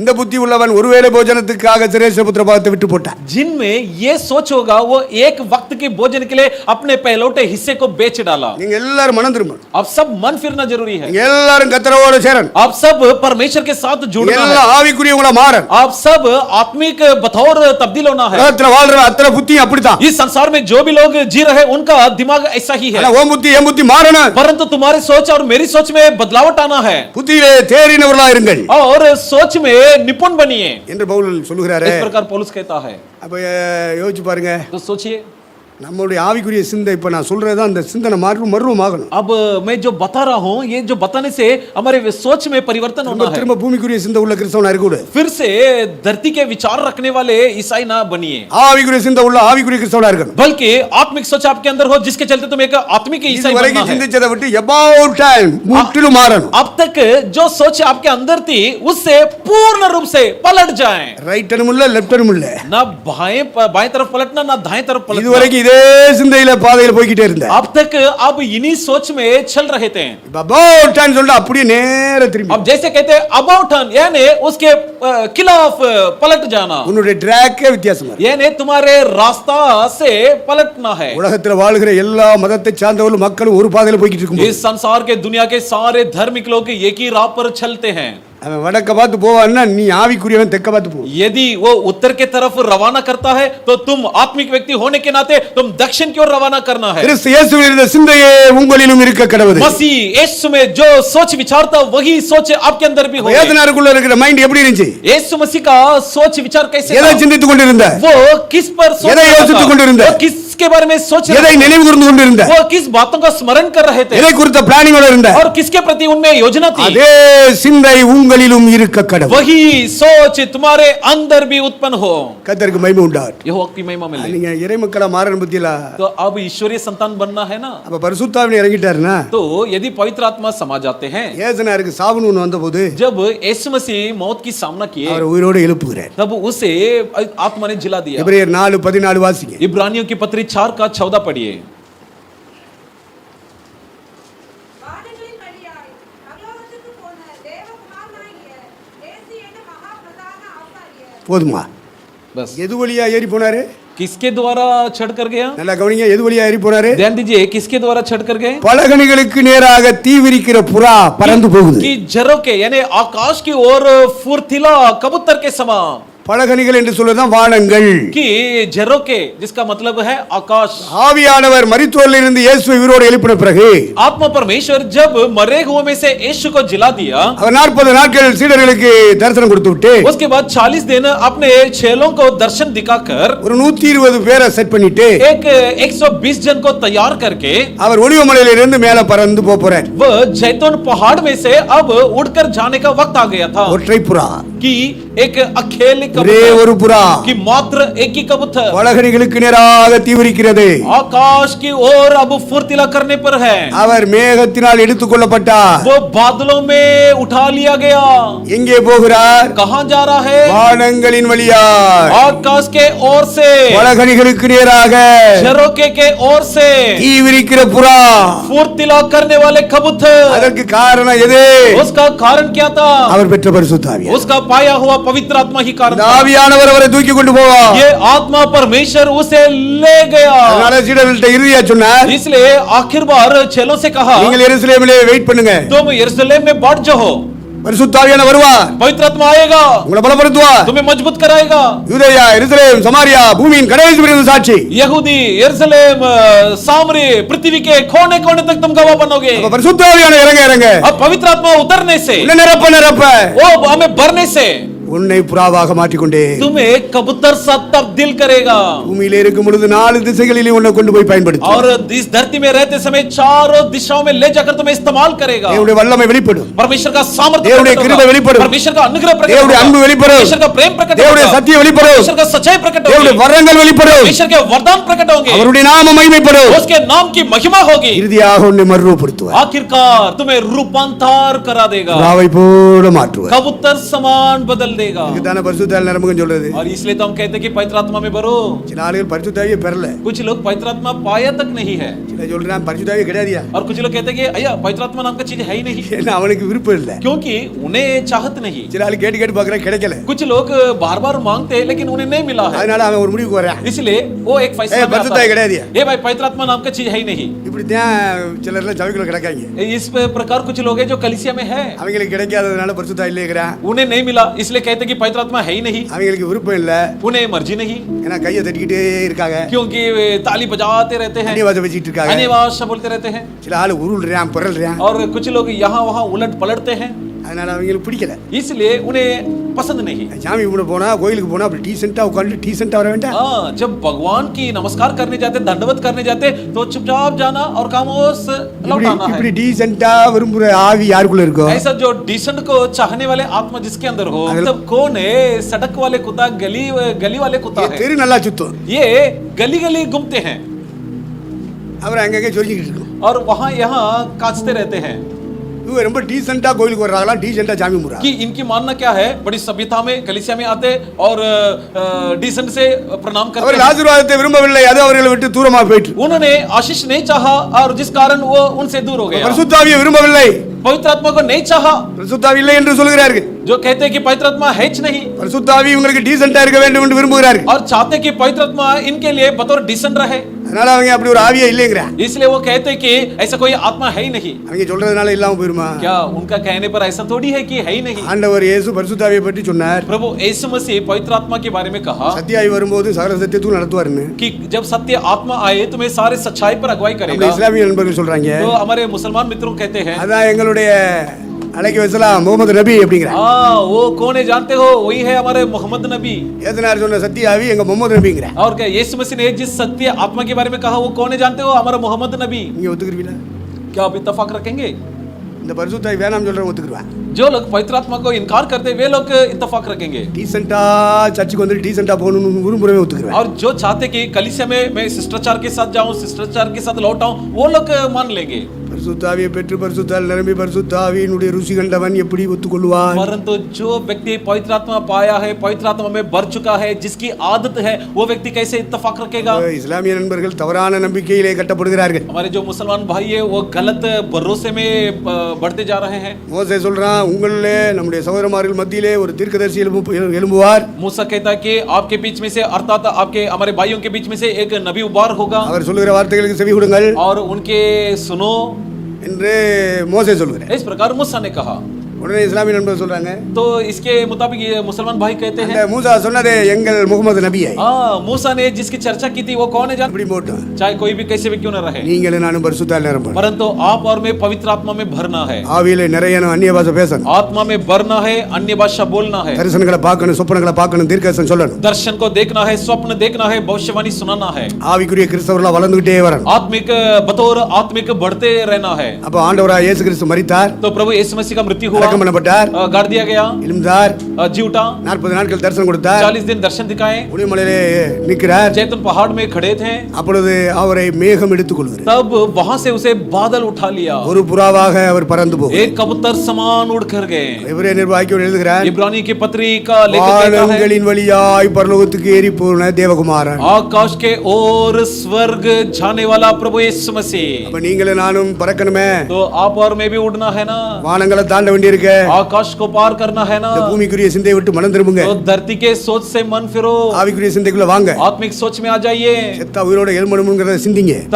कि मरने पर जी उठना है, ये सोच आपके अंदर आवे। அதனால எழுப்புகிறவர் பரிசுத்த ஆவியானவர், और जिलाने वाला कौन है? पवित्र आत्मा। வானங்களை தாண்டி கொண்டு போகிறவர் பரிசுத்த ஆவியானவர். आकाश को पार कर ले जाने वाला कौन है? पवित्र आत्मा। அப்ப இயேசுநாதரையே பரிசுத்த ஆவியில கொண்டு போயிருக்கிறார். तो यीशु मसीह को पवित्र आत्मा ने ले चला है। அவர் போகும்போது சொல்லிட்டு போனா, நீங்க காத்திருந்து பரிசுத்த ஆவி பெற்றுக்கொள்ளுங்கன்னு சொன்னார். वह जाते वक्त यूं कहकर गया कि तुम प्रतीक्षा कर पवित्र आत्मा को पालो। அப்பதான் நீங்கள் நானும் ஜாகும்போது பரிசுத்த ஆவியானவர் நம்மளை எழுப்பிட்டு போவார். तब आपके और मेरे मृत्यु के दौरान पवित्र आत्मा हमें जिला कर ले जाएगा। அப்ப இயேசு கிறிஸ்து மேல் இறங்கின பரிசுத்த ஆவியானவர், तो पवित्र आत्मा जो यीशु मसीह पर समाया, புறாவின் ரூபம் என்று 4 சுவிசேஷர்கள் ஒன்று போல சொல்கிறார்கள். कि चारों सुसमाचार के लेकर के एक ही समान कहते कि कबूतर के आकार, कबूतर के आकार। பரிசுத்த ஆவியானவர் உங்களை என்னையும் புறாவாக உருவாக்கி கொண்டே இருக்கிறார். पवित्र आत्मा परमेश्वर आपको और मुझे पवित्र आत्मा के तौर सिरजा रहा है। ஏனென்றால் தேவனுடைய திருச்சபை மக்களை மந்தை என்று சொல்கிறது, क्योंकि शास्त्र परमेश्वर के कलीसिया को झुंड कहता है, வயல் என்று சொல்கிறது, और खेती कहता है, மாளிகை என்று சொல்கிறது, महल कहता है, ஆலயம் என்று சொல்கிறது, भवन कहता है, வீடு என்று சொல்கிறது, घर कहता है, மனைவி என்று சொல்கிறது, पत्नी कहता है, மணவாட்டி என்று சொல்கிறது, दुल्हन कहता है। இப்ப புறாவென்றும் சொல்கிறது. अब उन्हें और भी नाम से कहा जाता है कि कबूतर। மணவாட்டி சபையை அலங்கரித்து பேசுகிற அலங்கார வார்த்தைகள் உன்னத பாட்டில் இருக்கு. और दुल्हन कलीसिया को वर्णन करने की वाक्य सभा उपदेशक में உங்களை என்னையும் வர்ணித்து பேசுகிறது உன்னத பாட்டு. कि ये जो सभा उपदेशक जो किताब आपकी और मेरी वर्णन करती है, என் சகோதரியே, कि हे मेरी बहन, ராஜகுமாரத்தியே, हे राजकुमारी, உத்தமியே, हे करी स्त्री, பிரியமே, हे मेरे प्रिय, ரூபவதியே, हे मेरे सुंदरी। கடைசியில் ஒரு வார்த்தை, என் புறாவே. आखिर में एक शब्द की हे मेरे அப்ப தேவனுடைய कबूतर। திருச்சபை மக்கள், तो परमेश्वर के कलीसिया के प्रजा, பரிசுத்த ஆவியினாலே நிரப்பப்பட்ட மக்கள், जो पवित्र आत्मा से समाये हुए प्रजा, புறாக்களாக பறந்து போக வேண்டும். वे कबूतर समान उड़कर जाना है। மணவாட்டி சபையை தான் அங்கே சொல்லப்பட்டிருக்கிறது புறான். कि वहां पर दुल्हन कलीसिया के बारे में वर्णन किया है कि कबूतर, 7 சிறப்பு பெயர்களை தருகிறார் பரிசுத்த और ஆவியானவர். पवित्र आत्मा जिसके लिए 7 खास नाम देते हैं। திருச்சபை மக்களை பார்த்தபடி அழைக்கிறார். कलीसिया के प्रजा को ऐसे इन என் नाम से சகோதரியே बुलाता है। என்று அழைக்கிறார், कहता कि हे मेरे உத்தமியே बहन, என்று அழைக்கிறார், कहता कि हे मेरे ராஜகுமாரத்தியே என்று அழைக்கிறார், कहता कि हे मेरे राजकुमारी, ரூபவதியே என்று और அழைக்கிறார், ये बोलकर पुकारता प्रिय में என்று அழைக்கிறார், कहता कि हे मेरे प्रिय, என் மணவாளியே என்று அழைக்கிறார். और मेरे दुल्हन करके पुकारता है। அந்த பெயர்களின் வரிசையில் என் புறாவே என்று அழைக்கிறார். और इन नामों के बीच में और भी नाम से पुकारता कि हे मेरे कबूतरनी। உங்களை என்னையும் புறாவாக மாற்றுகிறவர் பரிசுத்த ஆவியானவர். जी हाँ, आपको और मुझे कबूतर समान बदलने वाला कौन है? நீ पवित्र நானும் आत्मा। பரிசுத்தாய் பெற்றதில் இருந்து அவர் அந்த வேலையை துவங்கி விட்டார். और जिस वक्त आप और मैं पवित्र आत्मा पाया है, उसी वक्त से परमेश्वर ने इस काम को करना शुरू कर ஆவியானவர் दिया। எதற்கு உனக்குள்ள எனக்குள்ள இருக்கிறார் என்பதை புரிந்து கொள்ள வேண்டும். इसलिए आप समझ लीजिए कि किस कारण आत्मा परमेश्वर आपके अंदर मेरे अंदर वास करता है। ஆகவே நாம் சுருக்கமாய் சிந்திப்பதற்கு इसलिए संक्षेप में अब मनन करने के लिए அந்த பேழைக்குள்ள ஒரு புறாவை பற்றி பார்க்கிறோம். उस जो नाम से कहा गया उस कबूतर के बारे में हम देखते हैं அந்த ஆதியாகமம் 8ஆம் அதிகாரம் 8வது வசனத்தை வாசிப்போம். कि जाज में जो उत्पत्ति की 8वां अध्याय के 8वां वचन में पढ़ते हैं, பூமியின் மேல் ஜலம் குறைந்து போயிட்டோ என்று அறியும்படி ஒரு புறாவை தன்னிடத்திலிருந்து வெளியேற்றினார். ஒரு புறாவை நோவா பேழைக்குள்ள இருந்து வெளியே விட்டாராம். नू जाज से बाहर एक कबूतर को भेजा। இந்த புறா பேழைக்குள்ள எப்படி வந்துச்சு? अब ये कबूतर जाज के अंदर कैसे आया? ஆண்டவர் நோவாட்ட ஒன்று சொன்னார். परमेश्वर ने नू से एक बात बताई பேழையை உண்டாக்குனாரு. कि कहा कि तुम एक जहाज बना लो ஊரும் பிராணிகள் உள்ள வரட்டும், और रेंगने वाले ताकि जीव जंतु भीतर आवे, பறக்கும் பறவைகள் உள்ள வரட்டும், और उड़ने वाले पक्षियां अंदर आवे, நாட்டிலும் காட்டிலும் வாழுகிற விலங்குகள் உள்ள வரட்டும், और घरेलू पशु और जंगली जानवर सब भीतर आवे, நீ மனைவியும் உன் பிள்ளைகளும் மருமக்கள் மாரும் உள்ள வரட்டும். तू तेरे पत्नी और तेरे बच्चे और तेरे जवाई सब अंदर आ जाएं, நான் பூமியை அழிக்க போறேன், कि मैं धरती को मिटाने जा रहा हूँ முழு உலகத்தை அழிக்க போறேன், और पूरे विश्व को भस्म करने जा रहा हूँ, தண்ணீர்னால அழிக்க போறேன். जल से मिटाने जा रहा हूँ। ஆகவே நீங்கள் தப்பிக்கொள்ளும்படிக்கு इसलिए तुम बचने के लिए பேழையை உண்டாக்குன்னு एक जहाज को बना ले। பேழையை உண்டாக்குனேன். तब उसने तैयार किया, பேழை கட்டி முடிஞ்சது. जहाज की काम पूरी हुई। ஆண்டவர் சொன்னபடியே ஊரும் பிராணிகள் வந்தது, तो जैसे परमेश्वर के कहना था वैसे रेंगने वाले जीव जंतु आगे, பறவைகள் வந்தது, पक्षियां आगे, விலங்குகள் வந்தது. और जानवरें आगे, மனுஷர்களும் உள்ள வந்தாங்க. और मनुष्य भी भीतर आ गए, எல்லாரும் வேலைக்குள்ள வந்தாங்க. सब जांच के अंदर आ गए. வேலை அடித்தட்டு நிரம்பியது. अब जांच के निचले स्तर भर गए வேலையின் நடுத்தட்டு நிரம்பியது. और जांच के बीच वाले स्तर भर गए வேலையின் மேல் தட்டு நிரம்பியது. और जांच के अटारी भी भर गया. முழு பேழையும் நிரம்பியது. अब पूर्ण रूप से जांच भर चुका था. ஆண்டவர் அந்த பேழையின் கதவை லாக் பண்ணிட்டார். तब परमेश्वर ने उस जांच के दरवाजे को बंद कर दिया அவரே சாவியை கையில் எடுத்து விட்டார். और ताला मार के स्वयं चाबी अपने पास रख ली. ஆண்டவருடைய நியாய தீர்ப்பு வந்தது. अब परमेश्वर का न्याय चुकाने का वक्त आ गया பூமியில் உள்ள ஆழத்தின் ஊற்று கண்கள் திறக்கப்பட்டது. और धरती के सोथे खुल गए வானத்தின் மதகுகள் திறக்கப்பட்டது. और आकाश की झरोके खुल गए வானத்திலிருந்து மழை கொட்டோ கொட்டு और आसमान से बरसात बरसने लगा பூமியின் ஆழத்தின் ஊற்று கண்கள் திறக்கப்பட்டதால பூமியில் இருந்தும் தண்ணீர் பீச்சி அடிக்கும். और धरती के गहराई की सोथे खुल गए, इसलिए नीचे से भी पानी தண்ணீர் बरसने பெருகி लगा. பெருகி பெருகி பெருகிறது. अब इस प्रकार जल की स्तर बढ़ता बढ़ता बढ़ता ही गया அது வீடுகளை மூடுகிறது. और घरों को ढहा दिया மலைகளை குன்றுகளை மூடுகிறது. और पहाड़ चट्टानों को छुपा दिया சிகரங்களை மூடுகிறது. और छोटी को पहाड़ की छोटियों को भी छुपा दिया. அப்பொழுது பேழை மட்டும் மேலே மேலே மேலே போய் கொண்டே இருக்கு. तब जैसे जल की स्तर बढ़ती है, जहाज भी उसके ऊपर तैरती गई. இவ்விதமாக முழு உலகமும் முழு பூமியும் தேவனுடைய நியாய தீர்ப்புக்கு உட்படுத்தப்பட்டது. इस प्रकार पूरे विश्व और पूरी दुनिया परमेश्वर के दंड में आ गया. பேழைக்குள்ளே பிரவேசிக்காமல் வெளியில இருந்த எல்லா ஊரும் பிராணிகளும் செத்து और மிதந்தது. जितने भी रेंगने वाले जीव जंतु जो जहाज में प्रवेश नहीं किए, सब नेस्तबनात हो गए. பறவைகள் செத்து மிதந்தது. पक्षियां मर के तैरने लगे, விலங்குகள் செத்து மிதந்தது. जानवरें मरने से तैरने लगे, மனிதர்கள் செத்து மிதந்தார்கள். मानव जाति मर के तैरने लगे. பேழைக்குள் பிரவேசித்தவர்கள் மட்டும் परंतु सिर्फ वही जो जहाज के भीतर प्रवेश किए தண்ணீர் பெருக பெருக பெருக பெருக कि जल के स्तर बढ़ते बढ़ते பேழை மேலே மேலே போய் கொண்டே और जहाज भी जल के ऊपर तैरने लगा. ஜலத்தினாலே அவர்கள் காக்கப்பட்டார்கள். और जल के जरिए वे बचाए गए அநேகர் ஜலத்தினாலே அழிக்கப்பட்டார்கள். और बहुत सारे लोग जल के जरिए निस्ताबनुत किए பேழைக்குள் गए. பிரவேசித்தோர் மாத்திரம் ஜலத்தினாலே காக்கப்பட்டார்கள். परंतु जितनों ने जहाज में प्रवेश कर लिए वे जल के जरिए बचाए गए. அதற்கு ஒப்படையான ஞானசானமானது. और बपतिस्मा जो जिसके तुलना में कहा गया है, அதற்கு ஒப்படையானது ஞானசானம். और बपतिस्मा भी उसी के तुल्य है. எத்தனை பேர் ஞானசானம் எடுத்திருக்கிறீர்கள்? जितनों ने बपतिस्मा लिए हो தேவனால் காக்கப்படுகிறவர்களாக वे सब परमेश्वर की ओर से सुरक्षित ठहरे. கர்த்தர் ஞானசான சத்தியத்தை நிறைவேற்றும்படி சொல்கிறார். परमेश्वर कहता है कि इस बपतिस्मा की सच्चाई को पूरा करिए. அப்போ ஞானசானம் என்பது तो बपतिस्मा का अर्थ நோவாவுடைய குடும்பமும் காக்கப்பட்டது போல, जिस प्रकार नूह समेत उसके परिवार बचाए गए, முழு உலக ஜீவன்கள் காக்கப்பட்டது போல जिस प्रकार दुनिया के जीव जंतु உங்களை बचाए गए, என்னை காக்கும்படியா, उसी प्रकार आपको और मुझे बचाने के लिए, உங்களுடைய என்னுடைய குடும்பத்தை காக்கும்படியா आपको मुझे और अपने परिवार को बचाने के लिए ஞானசானம் என்ற ஒரு சத்தியத்தை நிறைவேற்றும்படி எதிர்பார்க்கிறேன். बपतिस्मा नाम की एक सच्चाई को पूरी करने के लिए मैं आपसे निवेदन करता हूँ. ஞானசானம் அதற்கு ஒப்பனையானது என்று பேதுரு எழுதுகிறார். और पत्रोस उल्लेख करते समय कहता है कि बपतिस्मा उसके உங்களில் तुलना में எத்தனை है. பேர் ஞானசானத்திற்கு ஒப்பு கொடுத்திருக்கிறீர்கள்? आप में से कितने जन बपतिस्मा के लिए समर्पित किए हैं? அப்படியானால் உங்களுக்கு தேவனுடைய பாதுகாப்பு உண்டு. यदि ऐसा हो तो परमेश्वर की सुरक्षा आपको उपलब्ध है. ஆகவே ஞானசானம் इसलिए बपतिस्मा உன்னை பாதுகாக்கும் ஒரு பெட்டகமாக இருக்கிறது. और तेरे रक्षा करने वाले एक जहाज के समान है. அதை பேதுரு ஒப்பனையாக எடுத்து பேசுகிறார். और पतरस ने उसके तुलनात्मक रूप से कहता है. ஞானசானம் எடுக்காத ஞானசானம் எடுத்துறணும். इसलिए जो कोई बपतिस्मा नहीं लिए बपतिस्मा ले அதுல लीजिए. இறைவனுடைய பாதுகாப்பு இருக்கு. और जिसमें परमेश्वर का सुरक्षा प्रदान होता है. ஐயா நான் இன்னும் பாவம் செய்ய வேண்டியிருக்கேன். भैया मुझे और भी पाप करना है ना, அதுக்குள்ள ஞானசானம் எடுத்த அப்படி तो इतना जल्दी बपतिस्मा ले लूं तो कैसे ஞானசானம் चलेगा? எடுத்தா பாவம் செய்ய கூடாது. क्योंकि बपतिस्मा लेने पर पाप नहीं करना है. அதனால நான் எல்லா பாவத்தையும் செஞ்சு முடிச்சிட்டு எடுத்து. इसलिए जो भी पाप है सब करके पूरा होने दो. நீ அதுக்குள்ள செத்து போயிட்டீனா? अगर उसके पहले यदि तो मर जाए, செத்து போயிட்டே என்ன பண்ணுவ? अगर उसके पहले मर गया तो क्या करेगा? கல்ல ஞானசானமா எடுத்துட்டு வந்தியா?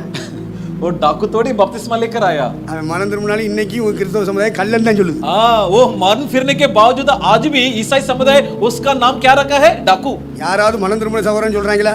क्या कोई उसके बारे में ऐसा थोड़ी कहते कि मन फिरा हुआ व्यक्ति? அவன் கல்லன் தான் சொல்றாங்க. आज भी लोग उसे क्या कहते हैं? डाकू. ஏன்னா பழைய வாழ்க்கை அப்படி இருக்கு. क्योंकि उसके पुरानी जीवन चरित्र वैसा था. திருட்டுத்தனம், चोरी करना, களவாணி, कि चोर, பொய் कि झूठ, இதெல்லாம் பண்ணிட்டு ये सब करने के बाद, மனம் திரும்பினா கூட மக்கள் சொல்ல ये மாட்டேங்கிறாங்க. सब करने के पश्चात मन भी फिर जाए तो भी लोग स्वीकार नहीं करेंगे. உன்ட களவாணி தானே இருக்குல்ல, लूटने का स्वभाव है திருட்டுத்தனம் ना? இருக்குல்ல, चोरी करने का स्वभाव பொய் है இருக்குல்ல, ना? झूठ बोलते हैं ना? அப்ப நீ மனம் திரும்பின கல்ல, तो तुम कौन हो? मन फिरा हुआ चोर, डाकू. நீ பெந்தேகோஸ்த களவாணி, तुम पेंतेकोस्त वाले चोर. நீ திருட तू चोर, चोरनी. சரியான மனம் திரும்புதல் வரும் பொழுது सही मन फिराव आने से பரிசுத்த ஆவியானவர் உன்னை பரிசுத்தமுள்ள மகன் என்று சாட்சி கொடுக்க வைப்பார். पवित्र आत्मा तुम्हारे प्रति ऐसा गवाही दिलवा देगा कि तुम पवित्र व्यक्ति हो. அவன் பாவம் செஞ்சுட்டு நான் அப்புறம் ஞானஸ்நானம் எடுக்கேன்னு சொல்லாத. इसलिए मत कहो कि पाप सब करने के बाद मैं बपतिस्मा ले लेता हूं. கர்த்தரை பிரியப்படுத்துவதற்கு பரிசுத்தம் ரொம்ப முக்கியம். परमेश्वर को खुश कराने के लिए पवित्रता अनिवार्य है. என்னோட வாலிப பையலுங்க வாலிப தங்கச்சிமார் எல்லாம் ஒழுங்கா மனம் திரும்பிருங்க. इसलिए जवान भाई जवान बहन ढंग से ஞானஸ்நானம் எடுக்காதவங்க ஞானஸ்நானம் எடுத்துருங்க. जो बपतिस्मा नहीं लिए निवेदन है பரிசுத்தாய் பெறாதவங்க பரிசுத்தாய் பெற்றுங்க. जो पवित्र आत्मा नहीं पाया पालो. சாவு எப்ப வந்தாலும் பரிசுத்த அனுபவம் கூட இருப்ப. क्योंकि किसी वक्त मौत की सामना क्यों ना करना पड़े पवित्र आत्मा யாரும் கூட இருக்க மாட்டாங்க. और कोई भी तुम्हारे साथ नहीं रहेंगे. फ्रेंड्स எல்லாம் கூட வர மாட்டாங்க. तुम्हारे दोस्त तुम्हारे साथ नहीं चलेंगे. செத்து போனினா கூட வந்து பெட்டியில கொஞ்சம் மண்ணெலி போட்டு போவேன். तुम मरने पर आएंगे किस काम के लिए आएंगे आकर संदूक में थोड़ा सा मिट्टी डालकर चले जाएंगे. அப்படி மண்ணு போடணும்னா நீ வந்து என்ன போய் அவங்கள ஃப்ரெண்ட்ஷிப்பா வச்சுக்கோ. अगर वो तुम चाहते कि वो तुम पर मिट्टी डाले तो आप उनके साथ दोस्ती रखिए. மோசேன்னு ஒருத்தர் இருந்தா அவன் செத்தா மண்ணு போடுறதுக்கு ஒரு பேர் வரல. और मूसा नाम के एक व्यक्ति था जिसका मृत्यु हुआ उस पर मिट्टी डालने के लिए कोई नहीं गए. ஆனா பரலோகத்தின் தேவன் கூட இருந்தவனை கூட்டிட்டு போயிட்டார். परंतु स्वर्गीय परमेश्वर उसके संग रहते हुए उसे साथ ले चले गए. ரெண்டு கையை வைத்து அல்லேலூயா சொல்லு. दोनों हाथ उठाकर ले बोलेंगे. நான் என்ன சொன்னேன்னு கவனிக்கல தூங்குறேன். मैं क्या बात बोल रहा हूँ ध्यान तक नहीं दिए सो गए. அவன் தூங்குனனால தான் இப்ப சொன்னது. वो सो गया इसलिए मैंने अब कहने के लिए कहा. தூக்கத்தின் ஆவியை விரட்ட வேண்டியிருக்கு பத்தில. नींद की आत्मा को भगाना भी है ना. அது ஒரு தீய சக்தி. वो एक बुरी शक्ति है. அல்லேலூயா சொல்லும்போது அந்த தீய சக்தி ஓடி போயிடும். तो अल्लेलुया कहते समय ये जो बुरी शक्ति भाग जाएंगे. ஒரு பக்கம் தேவனுக்கு மகிமை இன்னொரு பக்கம் தீய சக்திக்கு அணு உண்டு. और एक तरफ परमेश्वर के लिए महिमा मिलता है और दूसरी तरफ बुरी शक्तियों के लिए वो परमाणु बम के समान है. சொல்லுங்க. बोलिए फिर से. இயேசுனாரு சாகவே இல்லைங்கறான்டா அந்த ஆளு. कहता है कि यीशु मसीह का मृत्यु हुआ ही नहीं. அவர் சிலுவையிலே மரிக்கவில்லை. कहते हैं कि क्रूस पर उनका அவர் அடக்கம் பண்ணப்படவில்லை. और उसे दफनाया नहीं அவர் गया. உயிர்த்தெழவில்லை. कहते हैं कि उसका पुनरुत्थान नहीं हुआ. குர்ஆன்ல எழுதி வச்சிருக்காங்க. कि कुरान में उल्लेख किया है. உலகத்திலேயே ஜனத்தொகையில இரண்டாவது இடத்துல இருப்பது இஸ்லாமிய சமுதாயம். और अंतरराष्ट्र के स्तर पर जनसंख्या में दूसरे स्थान पर है मुसलमान की संख्या. பகிரங்கமா பேசுறான். लेकिन देखो स्पष्ट बयान देते हैं. நம்ம கையில இருக்க பைபிள் சொல்றது இயேசு மரித்தார். हमारे हाथ में जो बाइबल हमने लिया இயேசு அடக்கம் பண்ணப்பட்டார். कि यीशु का मृत्यु இயேசு हुआ, உயிர்த்தெழுந்தார். उसे गाड़ा गया, இயேசு जीव பரமேறி उठा, போனார். यीशु मसीह स्वर्ग में गया, இயேசு திரும்ப வர போகிறார். यीशु मसीह फिर से आने जा रहा है, அவருடைய சபையை மறுரூபப்படுத்தி தூக்கிட்டு போக போறார். अपने कलीसिया को रूपांतर कर अपने साथ ले जाने वाला है. எத்தனை பேர் அதை விசுவாசிக்கிறீங்க? कितने जन आप में से विश्वास करेंगे? அது இல்லைங்கற இஸ்லாமிய பேர். लेकिन मुसलमान इन्हें मना करते इनकार करते हैं. எவ்வளவு பெரிய பொய். देखिए कितना बड़ा झूठ, எவ்வளவு பெரிய பொய்யை நம்பிக்கிட்டு இருக்கான். कितना बड़ा झूठ पर वे आशा रखते हैं. அவங்க செத்தா பரலோகம் வருவாங்களா? क्या वे मरने पर थोड़ी स्वर्ग में जाएंगे? விசுவாசித்து ஆண்டவரே ஆண்டவரே என்கிற நமக்கே தள்ளாடு. हम जो विश्वास करते हुए हे प्रभु कहते हमारी परिस्थिति क्या है, हम डगमगाते रहते हैं. அவங்க நிலைமை எப்படி? लेकिन उनकी स्थिति क्या அதான் होगी? பேதுரு சொன்னா, इसलिए पतरस कहा நீதிமானே ரட்சிக்கப்படுவது அரிதானா, धर्मी का उद्धार होना यदि मुश्किल है பக்தி இல்லாதவரும் பாவியும் எங்கே நிற்பார்? तो पापी और भक्तिहीन लोग कहां ठहरेंगे? அதனால பச்சைக்கு குர்ஆன்ல எழுதி இருக்கு இயேசுனாரு மரிக்கல. इसलिए स्पष्ट कुरान में लिखा है कि यीशु मसीह का देहांत नहीं हुआ है. சாகிர் நாயக் அதான் சொல்றான். जाकिर नाइक भी इसी बात को दोहराते हैं. அகமது அதான் சொல்றாரு. अहमद भी इसी बात को दोहराते हैं. இவங்க எல்லாம் உலகளாவிய பெரிய பிரசங்கி பீரங்கிகள். ये सब कौन है? उन तोप के समान महान प्रचारक है மக்கள் மன்றத்துல பொய்யை சொல்லி சொல்லி பொய்யை கட்டி எழுப்புகிறார்கள். कि लोगों के बीच में झूठ बोल कर झूठ का घर बनाते हैं. ஆனா நீங்களும் நானும் परंतु आप और मैं சத்தியத்தை சொல்லி சொல்லி சத்தியத்துல கட்டுறோம். सच्चाई को बोल कर सच्चाई में हम निर्माण करते हैं. சத்தியத்தின் மேல் நம்பிக்கை வைக்கிறோம். सच्चाई पर लोगों की आशा को लाते சத்தியத்தை हैं விசுவாசிக்கும்படி பிரசங்கிக்கிறோம். और हम प्रचार करते हैं ताकि लोग उस प्रचार पर विश्वास करें. ஆண்டவர் மரித்தார் என்று சொல்கிறோம். हम कहते हैं कि परमेश्वर ரத்தம் சிந்தினார் என்று हम சொல்கிறோம். कहते हैं कि उसने खून बहाया. அடக்கம் பண்ணப்பட்டார் என்று हम कहते சொல்கிறோம். हैं कि जिसे गाड़ा गया. மூன்றாம் நாள் உயிர்த்தெழுந்தார் என்று हम சொல்கிறோம். कहते हैं कि तीसरे दिन जी பரமேறினார் என்று சொல்கிறோம். हम कहते हैं कि वो स्वर्ग में திரும்ப गया है. வரப்போகிறார் என்று சொல்கிறோம். हम कहते हैं कि वो दोबारा आने वाला है. இஸ்லாமிய மரிக்கவே இல்லைங்கற. लेकिन मुसलमान साफ इनकार करते हैं कि मृत्यु हुआ ही नहीं. குர்ஆன்ல எழுதி இருக்கியா? कहते हैं कि कुरान में लिखा है அது இறைவன் தந்தார்னு சொல்றான். और कहता है कि कुरान हमारा भगवान का दिया हुआ है. லா இல்லாஹ இல்லல்லாஹு முஹம்மது ரசூலுல்லாஹ். அல்லாஹ்வை தவிர வேறொரு இறைவன் இல்லை. यानी कहने का अर्थ है कि अल्लाह के सिवा और कोई ईश्वर है ही கடைசி नहीं। இறை தூதர் முகமது நபி மட்டும்தான். अगर ईश्वर का दूत कोई है तो मोहम्मद नबी ही அவர் है। வழியாக சொல்லப்பட்ட குர்ஆன் மட்டுமே இறை வார்த்தை. उसके द्वारा जो कुरान की प्रचार की गई वही है ईश्वर का वाक्य। இன்று அடிச்சு பேசுறான். इस प्रकार वे बड़ी मजबूती से कहते அரபு हैं நாடுகள்ல சம்பாதிக்கிற பணத்தை எல்லாம் அள்ளி அள்ளி கொள்றான். और अरब देश के जरिए जितने भी आमदनी मिलती है उन आमदनी की खर्च करते हैं பொய்யை பரப்புவதற்கு, कि झूठ को फैलाने के लिए, மக்களை பொய்யின் மேல் நம்பிக்கை வைக்க சொல்லும்படி कि लोगों को झूठ पर भरोसा करने के लिए சம்பாதிக்கிற பணத்தை அள்ளி அள்ளி கொடுக்குறான். जो भी पैसे की कमाई करते हैं उन पैसे को वे बटोरते हैं। நாங்க சத்தியத்தை சொல்லிட்டு இருக்கோம். लेकिन हम तो सच्चाई की प्रचार करते हैं। எவன் அள்ளி அள்ளி கொடுக்க? लेकिन इतना प्रचार करने पर कौन हमें देते हैं? நாங்க சத்தியத்தை நமக்கு பாடு சொல்லிட்டு இருக்கோம். हम सच्चाई को स्पष्ट करते हैं। இயேசு சத்தியம், यीशु ही सच्चाई, அவர் சொன்ன வார்த்தைகள் சத்தியம், उसके कहे हुए वाक्य सच्चाई பரிசுத்த है, ஆவியானவர் சத்தியம், पवित्र आत्मा सत्य है, தேவன் சத்தியம். परमेश्वर सत्य है। இந்த சத்தியங்களை பரப்புகிறோம். इन सच्चाई को हम இந்த फैलाते हैं, சத்தியத்தை பரப்புவதற்காக வாழ்ந்து इन கொண்டிருக்கிறோம். सच्चाई को फैलाने के लिए हम जी रहे हैं। யாரிடத்தில் நாங்க இதை எதிர்பார்க்கறது இல்ல. ये हम किसी से कुछ भी अपेक्षा नहीं करते। ஏதோ பசிக்கு ஆண்டவருக்கு கஞ்சி எங்கிட்ட கொடுப்பாரு. जब भूख लगता है तो कहीं ना कहीं परमेश्वर कुछ भोजन दे देते हैं, உடுத்துறதுக்கு துணி எப்படி கொடுப்பாரு. पहनने के लिए वस्त्र वहां यहाँ से दे देते हैं। மானத்தை மறைக்கிறதுக்கு வஸ்திரம் வேணுமே. तन को ढकने के लिए वस्त्र की आवश्यकता है ना। உண்ணவும் உடுக்கவும் இருந்தால் போதும் என்று இருக்க கடவோ. यदि खाने और पहनने के लिए है तो पर्याप्त मन के साथ रहेंगे। பண ஆசை எல்லா தீமைக்கு வேற இருக்கிறது. पैसे का लालच सारी बुराई के जड़ है। சிலர் அதை இச்சித்து விசுவாசத்தை விட்டு வழுவி போகிறார்கள். कुछ लोग इसे चाहने पर विश्वास से मार्ग भटक जाते हैं। நமக்கு ஆண்டவர் சத்தியத்தை சொல்ற சொல்லு. तो देखिए हमसे प्रभु कहा है कि तुम सच्चाई को सुनाइए। நீங்கள் நானும் பைபிளை தூக்கி சத்தியத்தை சொல்றோம். इसलिए आप और मैं बाइबल उठाकर सच्चाई सुनाते அவங்க हैं। குர்ஆனை தூக்கிட்டு பொய்யவே சொல்லிட்டு இருக்காங்க. वे लोग कुरान लिए हुए झूठ पकाते हैं இயேசுனார் மரிக்கலே இல்ல சொல்றேன். और स्पष्ट कहते हैं कि यीशु मसीह का मृत्यु हुआ ही नहीं। நான் இல்ல சொல்லு, முகமது நபி சொல்லல சொல்லு. और तुम कहो कि कोई, இயேசு மரிக்கலேன்னு சொல்லாத. लेकिन तुम जो कहना है कह लो, लेकिन ऐसा मत कहना कि यीशु मसीह का मृत्यु नहीं हुआ। கடந்த நாட்கள்ல கொழும்புல பிரசங்கம் பண்ணிட்டு இருந்தேன். पिछले दिनों में कोलंबो में प्रचार कर रहा था। அப்ப டிரான்ஸ்லேட்டர் ஒரு லேடி, तब वहां अनुवादक एक लेडी, அது மெத்தடிஸ்ட் லேடி. मेथोडिस्ट कलीसिया की एक नारी, நான் தமிழ்ல பேசிட்டு இருக்கேன். मैं तमिल में प्रचार कर रहा था, அது தமிழ சிங்களத்துல டிரான்ஸ்லேட் பண்ணு. वो तमिल से सिंगलम में अनुवाद कर रही थी, ஏன்னா கொழும்புல கடுமையான சிங்களம். क्योंकि कोलंबो शहर में सिंगली लोग जी रहे ज्यादा। நான் கொஞ்சம் ஹை ஸ்பீட்ல போயிடுவேன். तब मैं थोड़ा सा तेज रफ्तार जब दौड़ने लगता हूं, ஆரம்பத்துல கொஞ்சம் ஸ்லோ மோஷன்ல போனேன். शुरुआती में मैं थोड़ी धीरे चलता हूं, அப்புறம் ஸ்பீடு ஹை ஸ்பீடு. उसके बाद रफ्तार बढ़ कर तेज रफ्तार। அந்த அம்மா கொஞ்சம் சொல்லு. तब वो औरत थोड़ी बहुत कहती है அப்புறம் சில நேரம் சொல்ல தெரியாது. और कुछ बार बोलना नहीं जानती, அப்படியே நிக்கி. ऐसे थम जाती है। ஆனா ஏன் வண்டி போயிட்டே இருக்கும். लेकिन मेरी गाड़ी तेज रफ्तार में दौड़ती உடனே रहती है பின்னாடி ஓடி ஜாயின் பண்ணிக்கிறோம். और बाद में वो पीछे आकर जुड़ जाती है அவன் எல்லாரும் பார்த்துட்டே இருக்கான். और लोग सब देख ही रहे थे। எல்லாம் சிங்கள தேசத்துல 6 இடங்களிலும் பாஸ்டர்ஸ் மீட்டிங் தான். और श्रीलंका में 6 जगह पर पास्टर्स की मीटिंग ही आयोजित था। ஹாஸ்பிடல் மீட்டிங் கிடையாது, சர்ச் மீட்டிங் கிடையாது. वहाँ ना कोई कलीसिया की मीटिंग था, ना कोई गॉस्पेल मीटिंग था। அங்கங்க 100 ஊழியர்களை அங்கங்க கூட்டி சேர்த்து அவங்களுக்கு ஊழியம் செய்யறதா என்னுடைய ஊழியம். और वहाँ यहाँ के सेवक लोगों को इकट्ठा करके उनके बीच में प्रचार करना मेरी सेवकाई। அதுல அந்த மெத்தடிஸ்ட் அம்மா என் ஸ்பீடுக்கு வர முடியல. तो वो जो मेथोडिस्ट की जो औरत थी मेरे रफ्तार तक वो दौड़ नहीं पाई। ஆனா நாங்க இந்தியா வந்த பிறகு அந்த அம்மா லீடர்கிட்ட சொல்லியிருக்கு. फिर भारत हम आने के बाद वो नारी ने वहाँ उनके पास कहा है, அந்த இடத்துல ஐயா வந்து பிரசவம் பண்ணும்போது அங்க கூடி வந்தவங்களுக்கு கடவுளுடைய வார்த்தை போச்சோ போகலையோ.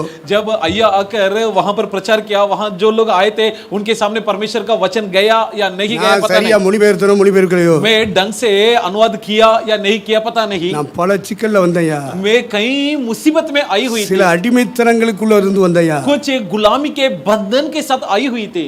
எனக்கு கத்தர் பேசினது लेकिन परंतु परमेश्वर ने என்ன मुझसे அந்த कहा ஸ்டேஜ்ல வச்சே நோடலே ஆக்கிட்டார். और मंच पर रखते हुए परमेश्वर ने मुझे स्वतंत्र कर நீண்ட दिया। கால அடிமைத்தனம், लंबी दिनों की गुलामी, என்னை கத்தர் அந்த வார்த்தையை அனுப்பி விடுதலை ஆக்கினார். परमेश्वर ने अपना वचन बेचकर मुझे आजाद कर दिया। அந்த அம்மா சொல்லி இருக்கு. ऐसा ये नारी ने कहा है। ஏதோ ஒண்ணு கத்தர் செய்றாரு. हाँ, परमेश्वर का काम है। அது ஒரு ஆள்கிட்ட செய்றாரா 9 பேர்ட்ட செய்றாரா அது அவருக்குள்ள வேலை. पता नहीं एक व्यक्ति के साथ काम करता है या 9 நம்முடைய வேலை சத்தியங்களை பரப்புவது, परंतु हमारा काम है सच्चाई को फैलाना, நற்செய்தியை பரப்புவது. सुसमाचार को सुनाना। ஊழியக்காரங்களுக்கு ஆலோசனை சொல்லிட்டு பவுல் சொல்லுகிறான், और प्रचारकों के लिए सलाह देकर पौलुस कहता है, தேவனுடைய ஆலோசனையில் ஒன்றையும் மறைத்து வைக்காமல் परमेश्वर के युक्ति में से एक भी मैंने छुपा कर नहीं रखी है, உங்களுக்கு அறிவித்தபடினாலே आपको मैंने पूर्ण रूप से सुना दिया। உங்கள் எல்லாருடைய இரத்தப்பழிகளுக்கும் நீங்களாகி நான் சுத்தமா இருக்கிறேன். आप सबके लहू के उस दोष से मैं बच चुका हूं। ஆக தேசத்தின் மக்களுக்கு கொண்டு போக வேண்டிய செய்தி, इसलिए देश के लोगों के लिए जो ले जाने की खबर, திருச்சபை மக்களுக்கு கொண்டு போக வேண்டிய செய்தி, कलीसिया के लिए जो खबर ले जाना है ஊழியக்காரங்களுக்கு கொண்டு போக வேண்டிய செய்தி, और सेवकों के लिए जो समाचार ले जाना है, இந்த மூன்று பேருடைய இரத்தப்புலிய மேல இருந்தது. ये तीनों के प्रति दोष मुझ पर था। படிப்படியாக இந்த இரத்தப்புலிகளுக்கு நீங்களாய் கொண்டிருக்கு. अब ऐसे ऐसे इन तमाम इल्जाम से मैं मुक्त हो रहा हूं। ரெண்டு கையை வைத்தன, दोनों हाथ उठाए, ரெண்டு கையை வைத்தன, ரெண்டு கையை மட்டும் வைத்தனா என்ன புண்ணியம்? அல்லேலூயா சொல்லுங்க. हाथ उठाओ तो आप सिर्फ दोनों हाथ उठाते हैं, लेकिन हालेलुया नहीं बोलते। हालेलुया भी साथ इप्पा, बोलना इप्पा, है। इप्पा, अब इप्पा। अब தூக்கத்தின் ஆவிக்கு சூடு சொன்ன இருந்தா இங்க நிக்காது. ये जो नींद के आत्मा, यदि तुझे शर्म नाम की चीज हो तो यहाँ पर मत ठहर, பின்னங்கால் புலரில தெரிக்க ஓடி இருக்கும். यहाँ से भाग जा। அவ்வளவு ஸ்பீடா ஓடி இருக்கும் அந்த ஸ்பீட். तेज रफ्तार भाग जाना चाहिए था ये आत्मा। புறாவாக பரிசுத்த ஆவியானவர் உருவாக்கி கொண்டிருக்கிறார். तो कबूतर समान पवित्र आत्मा सिरजा रहा है। நீங்கள் மறந்து போகாதீர்கள். अब बोल न जाए। அப்போ இந்த புறா பேழைக்குள்ளே வந்ததே, तो ये कबूतर जहाज में आया, எத்தனையோ பறவைகள் வந்தது, बहुत सी पक्षियां எத்தனையோ மிருகங்கள் बहुत வந்தது, से जानवर आए, எத்தனையோ ஊரும் பிராணிகள் बहुत வந்தது, से रेंगने वाले जीव எத்தனையோ जंतु மனுஷர்கள் आए, வந்தார்கள். बहुत सारे मनुष्य आए। அந்த பேழைக்குள்ளே उस जहाज के अंदर வந்த அத்தனை ஜீவன்களும் जितने भी जीव जंतु आए, முழு உலகத்தில் வந்த தேவனுடைய நியாய தீர்ப்புக்கு தப்பியது. पूरे विश्व में जो परमेश्वर का दंड आया था उन दंड से बच गए। எல்லாம் அழிந்த போது जब बाकी सब नेस्तनाबूत हो गए, இந்த பேழைக்குள்ளே வந்தது மட்டும் ஜீவன் பாதுகாக்கப்பட்டது. परंतु जितने भी इस जहाज के भीतर आए उनके प्राण की बचाव हो गया। இந்த பேழை என்று சொல்லும் பொழுது நாம் அங்க வகிக்கிற இந்த திருச்சபை, जब हम कहते हैं जहाज, जहाज यानी इस कलीसिया को दर्शाता है जहां के हम सदस्य சபை हैं। என்ற பேழைக்குள்ளே காக்கப்பட்டிருக்கிறோம். कलीसिया नाम के जहाज में हम सुरक्षित है। கிறிஸ்து நமக்கு ஜீவன். मसीह हमारा जान है। நாம் ஞானஸ்நானம் எடுக்கிறோம், हम बपतिस्मा लेते हैं, பரிசுத்த ஆவியினாலே நிரம்புகிறோம். पवित्र आत्मा से भरते हैं। இதுதான் பேழைக்குள்ளே வந்து காக்கப்படுகிற அனுபவம். यही है जहाज के भीतर आकर सुरक्षित रहने का अनुभव। முதலாவது நியாய தீர்ப்புக்கு தப்பிக்கொண்டோம். सबसे पहले हम दंड से बच निकले। இன்னையா நியாய தீர்ப்பு? अया कौन सी दंड? முழு உலகத்தையும் தேவன் அழிக்க நிற்கிறார். पूरे विश्व को परमेश्वर नेस्तनाबूद करने पर है। எதற்காக தேவன் அழிக்கிறார்? क्यों परमेश्वर नेस्तनाबूद करता है? சிறியோர் முதல் பெரியோர் வரைக்கும் பாவிகள், छोटे से लेकर बड़े तक सबके सब पापी है। அதனால முழு உலகத்தை அழிக்க நிற்கிறார். इसलिए पूरे संसार को परमेश्वर नष्ट करने पर முழு உலகத்தையும் அழித்தால் और पूरे विश्व को नेस्तनाबूद किया, தேவனுக்கென்று ஒரு கூட்டம் இருக்காது. परंतु अगर पूर्ण रूप से कर दिया तो परमेश्वर के लिए एक झुंड बच नहीं सकती। ஆகவே நோவாவின் குடும்பத்தை கர்த்தர் தெரிந்து கொண்டார். इसलिए नूह समेत उसके परिवार को परमेश्वर चुन அவனை लिया, பேழைக்குள்ளே வைத்து பாதுகாத்தார். उसे जहाज के भीतर सुरक्षित रखा।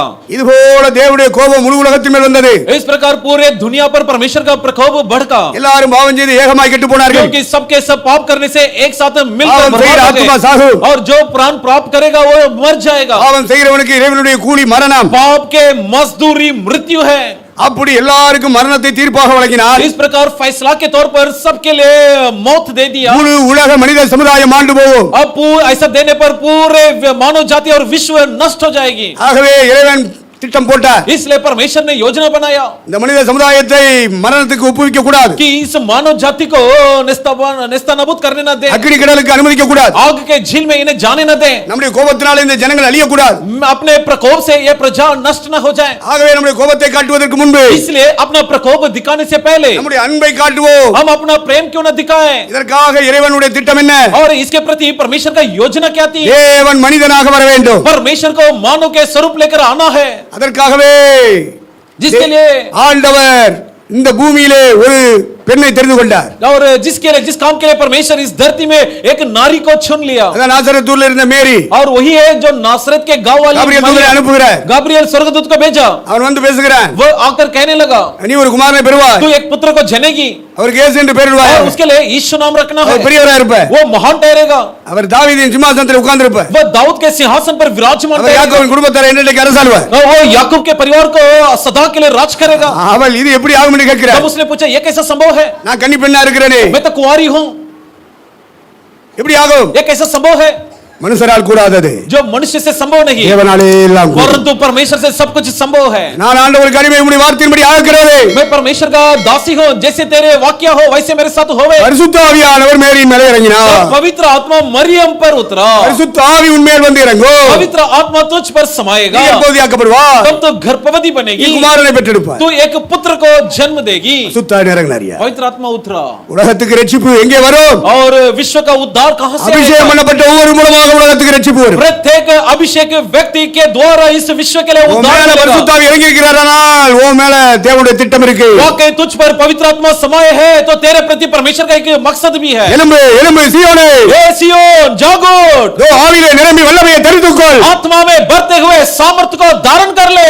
மேரி சாதாரண லேடி, அவ தன்னை அர்ப்பணிக்கிறாள். मरियम एक आम सी नारी, वो गर्भ धारण हुई உலகம் அவமானமாய் பேசும், और संसार उसकी नामधराई की, அசிங்கமாய் பேசும். संसार उसे उसकी निंदा किया। பயப்படாதே பயப்படாதே, मत डरो मत डरो, உன் மேல தேவனுடைய திட்டம் இறங்குகிறது. तुझ पर परमेश्वर का योजना उतर रहा है அதை நிறைவேற்ற தேவன் தம்முடைய ஆவியை அனுப்புவார். और इसलिए परमेश्वर अपनी आत्मा तुझ पर भेजेगा। பலத்தினால் அல்ல, பராக்கிரமத்தினால் அல்ல, ना तो शक्ति से ना तो पराक्रम என்னுடைய से, ஆவியினாலே ஆகும். परंतु मेरे आत्मा से ஆவியானவர் உபயோகப்படுத்துவார். और परमेश्वर तुम्हें इस्तेमाल करेगा। ஆண்டவருக்கு அடிமை, परमेश्वर का दास हो, ஆண்டவருடைய வார்த்தையின்படி எனக்கு ஆகட்டும். परमेश्वर के वचन के अनुसार मेरे साथ होने दो। அங்கே தேவன் மனுஷனாய் வெளிப்பட்டார். वहां पर परमेश्वर मनुष्य का धारण होकर प्रकट हुआ, உலக ரட்சகர் வெளிப்பட்டார். विश्व का उद्धारकर्ता का प्रकट हुआ மனுஷனா வந்து और मनुष्य के स्वरूप लेकर அவர் 3 ஆண்டு காலம் எல்லாவற்றுக்கும் முன்மாதிரியை காண்பித்து वो 3 साल सबके लिए आदर्श दिखाकर இறுதியிலே சிலுவையிலே பலியாக வேண்டும், आखिर क्रूस पर उसके बलि होना था, ரத்தம் சிந்த வேண்டும், खून बहाना था, மரிக்க வேண்டும், मरना था, அடக்கம் பண்ணப்பட வேண்டும், गाड़ा जाना था, உயிர்த்தெழ வேண்டும், जी उठना था, 12 சீடர்களை உறுதிப்படுத்த வேண்டும், 12 चेलों को मजबूत कराना था அவர்களையும் பரிசுத்த ஆவியினாலே நிரப்ப வேண்டும். और उन्हें भी पवित्र आत्मा भरना है। நாம் பரிசுத்த ஆவியினாலே புறாவின் ரூபமாக பறந்து போவது போல और जिस प्रकार पवित्र आत्मा के कारण कबूतर के आकार लेकर हम उड़कर जाएंगे, நம்மை பின்பற்றுகிற இவர்களும் புறாக்களாய் பறந்து வருவார்கள். उसी प्रकार हमारे अनुयायी जो भी है वे भी उड़ना है। தானே பரிசுத்த ஆவி வந்து இறங்கினார், इसलिए तो पवित्र आत्मा उतरा, புறாவின் உருவத்தில் இறங்கினார். कबूतर समान आकर उतरा। பேழைக்குள்ளே ஒரு புறாவும் வந்தது. तो जांच के अंदर एक कबूतर भी था எல்லாரும் பேழைக்குள்ள வந்த போல புறாவும் வந்து. और जब सब लोग ने कबूतर के भीतर आया, जांच के भीतर आए, कबूतर भी आ गए,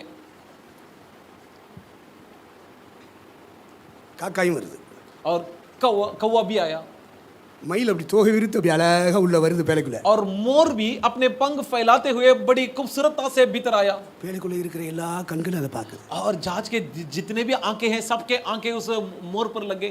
உள்ளே வான்கோழி வந்திருக்கு. और வான்கோழி வான்கோழி நெய், நீ நெய்ன்னு சொன்னாலும் வான்கோழி உண்டு. तुम्हें नहीं मालूम है, लेकिन फिर भी वो एक प्रकार की मुर्गी है। மயில் தோகை விரித்து பறப்பது போல், जिस प्रकार मोरनी अपने पंख फैलाकर उड़ती है, தோகை விரித்து ஆடுவது போல், पंख फैलाकर जिस प्रकार नाचती है, வான்கோழி தன்னுடைய பொல்லாத சிறகை விரித்து ஆடுகிறதா. और उसी प्रकार वो जो एक प्रकार की विभिन्न प्रकार की मुर्गी भी अपने पंख फैलाकर नाचती है। மயிலாக முடியுமா? क्या थोड़ी पंख फैलाने से थोड़ी मोर बन सकता है? ஒரு குயில் பறந்து உள்ள வருது பேழைக்குள்ள. तो एक कोयल भी उड़कर उस जांच के भीतर आया, அது கூவுகிறது. तब वो कुक कुक करने लगा, அதனுடைய சத்தம் அவ்வளவு இனிமையாக तब இருக்கு. उसकी आवाज सुनने में क्या ही मधुर लगा। மைக்க பிடிச்சி எல்லாரும் பாடுறான்.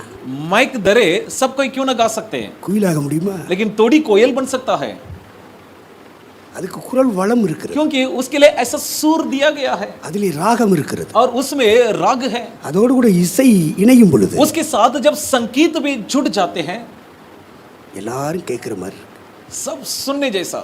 மைக்க பிடிச்சிட்டு கத்துறாயா, माइक दरे हुए चिल्लाते हैं, அதெல்லாம் பாட்டா? वो सब थोड़ी गीत बन सकते அதுக்கு हैं। நம்ம ஆளுங்க டம்மு டம்மு டம்மு டம்மு அடிக்காயா, और उसके लिए अपने लोग भी उसके अनुसार बजाने भी लगते हैं। அதெல்லாம் பாட்டா? ये थोड़ी गाना है। என்னை பாடச் சொன்னால் यदि मुझसे गाने के लिए कहेंगे, என்ன பாட முடியும்? मैं क्या गाऊं?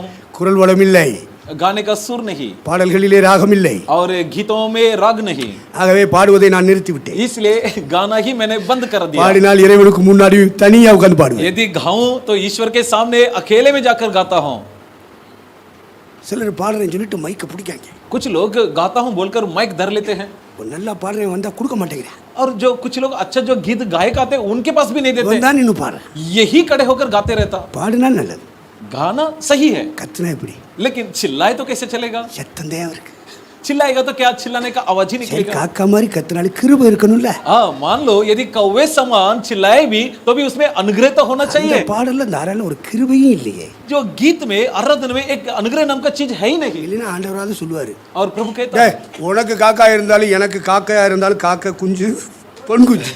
लेकिन प्रभु क्या कहेगा, भाई तुम्हारे नजरिया में क्यों ना कौवे हो, लेकिन कौवे के बच्चे कौवे के लिए मानो सोना ही है। அந்த சத்தத்திலே ஒரு கிருபை இருக்கணும். उस आवाज में सुर में भी एक अनुग्रह होना चाहिए। கிருபையுள்ள வார்த்தைகளை நாம் பேச வேண்டும். अनुग्रहकारी वाक्यों का हम इस्तेमाल करना है। கிருபை நிறைந்த பாடல்களை பாட வேண்டும். अनुग्रह भरी गीतों को हम गाना है। கிருபை நிறைந்த வார்த்தைகளை நாம் பிரசங்கிக்க வேண்டும். अनुग्रह भरे वचनों का हम प्रचार करना है। ஜெபித்தாலும் அதில் ஒரு கிருபை இருக்கு. यदि हम प्रार्थना भी करें जिसमें एक अनुग्रह होना चाहिए, எல்லாவற்றிலும் ஒரு கிருபை இறங்கிட்டே இருக்கு. हर चीजों में एक अनुग्रह उतरना है। அவருடைய கிருபையோடு நாம் ஊழியங்களை நிறைவேற்ற तो வேண்டும். अनुग्रह के साथ हम परमेश्वर का सेवकाई में शामिल होना है। குயில் உள்ளே வருகிறது. तो कोयल भीतर आई எல்லாம் பாக்குதே. और सब देखने लगे। அதனால குயில் மாதிரியே யானை கத்த முடியுமாயா? थोड़ी हाथी कोयल जैसा थोड़ी गा सकती है, ஏன்னா அந்த பேலைக்குள்ள பெரிய யானை வருது. क्योंकि उस जहाज के अंदर मोटा हाथी भी आया। அவன் வாசலையில இடிச்சுக்கிட்டு வருது. दरवाजा में घुसने में भी दिक्कत हो रहा है। தள்ளி உட்காரு. जरा सा हटकर बैठो। இப்படி எல்லாம் இடிச்சுக்கிட்டு புடிச்சுக்கிட்டு உட்காருது. तो इस प्रकार जो धक्का मार वीर के जो बैठते हैं, குயிலாக முடியுமா? क्या ये सब थोड़ी कोयल बन सकते हैं? அதற்கு குரல் வளத்தை இறைவனை தந்திருக்கிறார். उसके लिए गाने का सुर परमेश्वर स्वयं दिया है। மயில் தன் இறகை விரித்து அப்படி பறந்து அப்படி வரும் பொழுது ஒரு அழகை தந்திருக்கிறார். मोर जब अपने पंख फैलाकर नाचती है तब परमेश्वर ने उसे एक खूबसूरता दी है। சிங்கத்துக்கு அழகு என்ன தெரியுமா? सिंह का खूबसूरत क्या जानते हो? ரோரிங், दहाड़ना, கர்ச்சிப்பு. जो गरजना।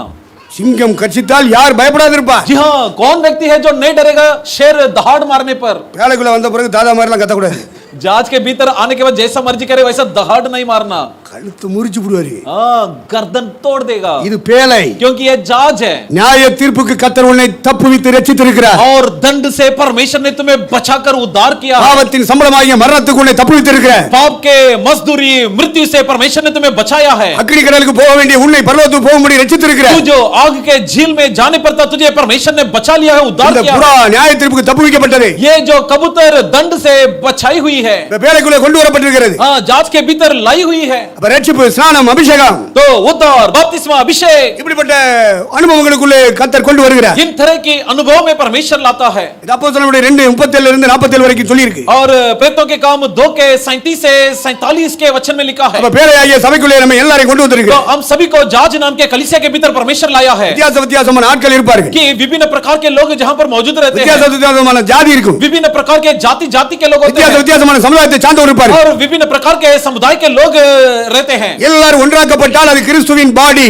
यदि इन सबको एक साथ जोड़ दे तो वो मानो मसीह का शरीर है। தேவனுடைய சபைக்கு ஒரு பேர் பாடி ஆஃப் தி கிரைஸ்ட். परमेश्वर का कलीसिया का और एक नाम है मसीह का शरीर। இறைமக்கள் என்ற பெயர் மட்டுமல்ல, ना केवल उनका नाम है ईसाई लोग, பண்ணை என்ற பெயர் மட்டுமல்ல, और ना केवल उनका है कि एक மந்தை என்ற பெயர் மட்டுமல்ல, और ना केवल उनके लिए एक नाम है ஆலயம், மாளிகை, வீடு என்ற பெயர் மட்டுமல்ல, और ना केवल नाम है कि भवन, कलीसिया, महल, மனைவி, மணவாட்டி, ना केवल नाम है कि पत्नी, प्रिय यरूशलेम, ए प्रिय, என்ற பெயர் மட்டுமல்ல, ना केवल इतनी नाम है, புறாங்கிற ஒரு பேர் இருக்கு. परंतु कबूतर नाम के और भी नाम है। பேலைக்குள்ள எல்லா ஜீவனும் வருமியா? तो ये जहाज के भीतर सब प्राणी आते हैं। இஸ்லாமியனும் வருவான், இந்துவும் வருவான், मुसलमान भी आएगा, हिंदू भी आएगा, கடவுள் இருக்குன்னு சொல்றவனும் வருவான், கடவுள் இல்லைன்னு சொல்றவனும் வருவான், और परमेश्वर है बोलने वाले भी आएगा, परमेश्वर नहीं बोलने वाले भी ஏர் आएंगे, கிறிஸ்தவனும் வருவான், ஆவிக்குரிய கிறிஸ்தவனும் வருவான். और नामधारी ईसाई भी आएगा और आत्मिक मसीहत भी आएगा। எல்லாரும் கூடுகிற ஒரு கூட்டம். और ये इन सबका एक संगठन, அந்த கூட்டத்துக்குள்ளே ஒரு ஆவிக்குரிய கூட்டம். वो संगठन के बीच में से एक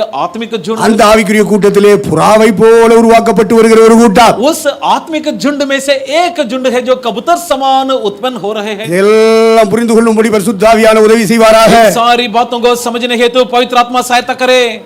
இப்போ நோவாவுக்கு ஒரு எண்ணம் வருகிறது. अब नूह में एक विचार आया, காக்காய் பார்த்தார், कौवे को देखा, புடிச்சு ஜன்னல் வெளியே விட்டார். उसे खिड़की के जरिए बाहर छोड़ दिया, அது பறந்து போச்சு. तब वो उड़कर चला गया। போனது வரக்கானா. जो गया वापस आया ही नहीं। ஏன்? क्यों? இவன் எதிர்பார்த்து காத்திருக்கான். ये प्रतीक्षा कर रहा है कि कब आएगा। இவனுக்கு பேரு நோவா. और इसका नाम क्या है? नूह। நோவா என்றால் नूह का अर्थ ஆறுதல் படுத்துகிறவன், यानी विश्राम देने वाला, தேற்றுகிறவன். तसल्ली देने वाला।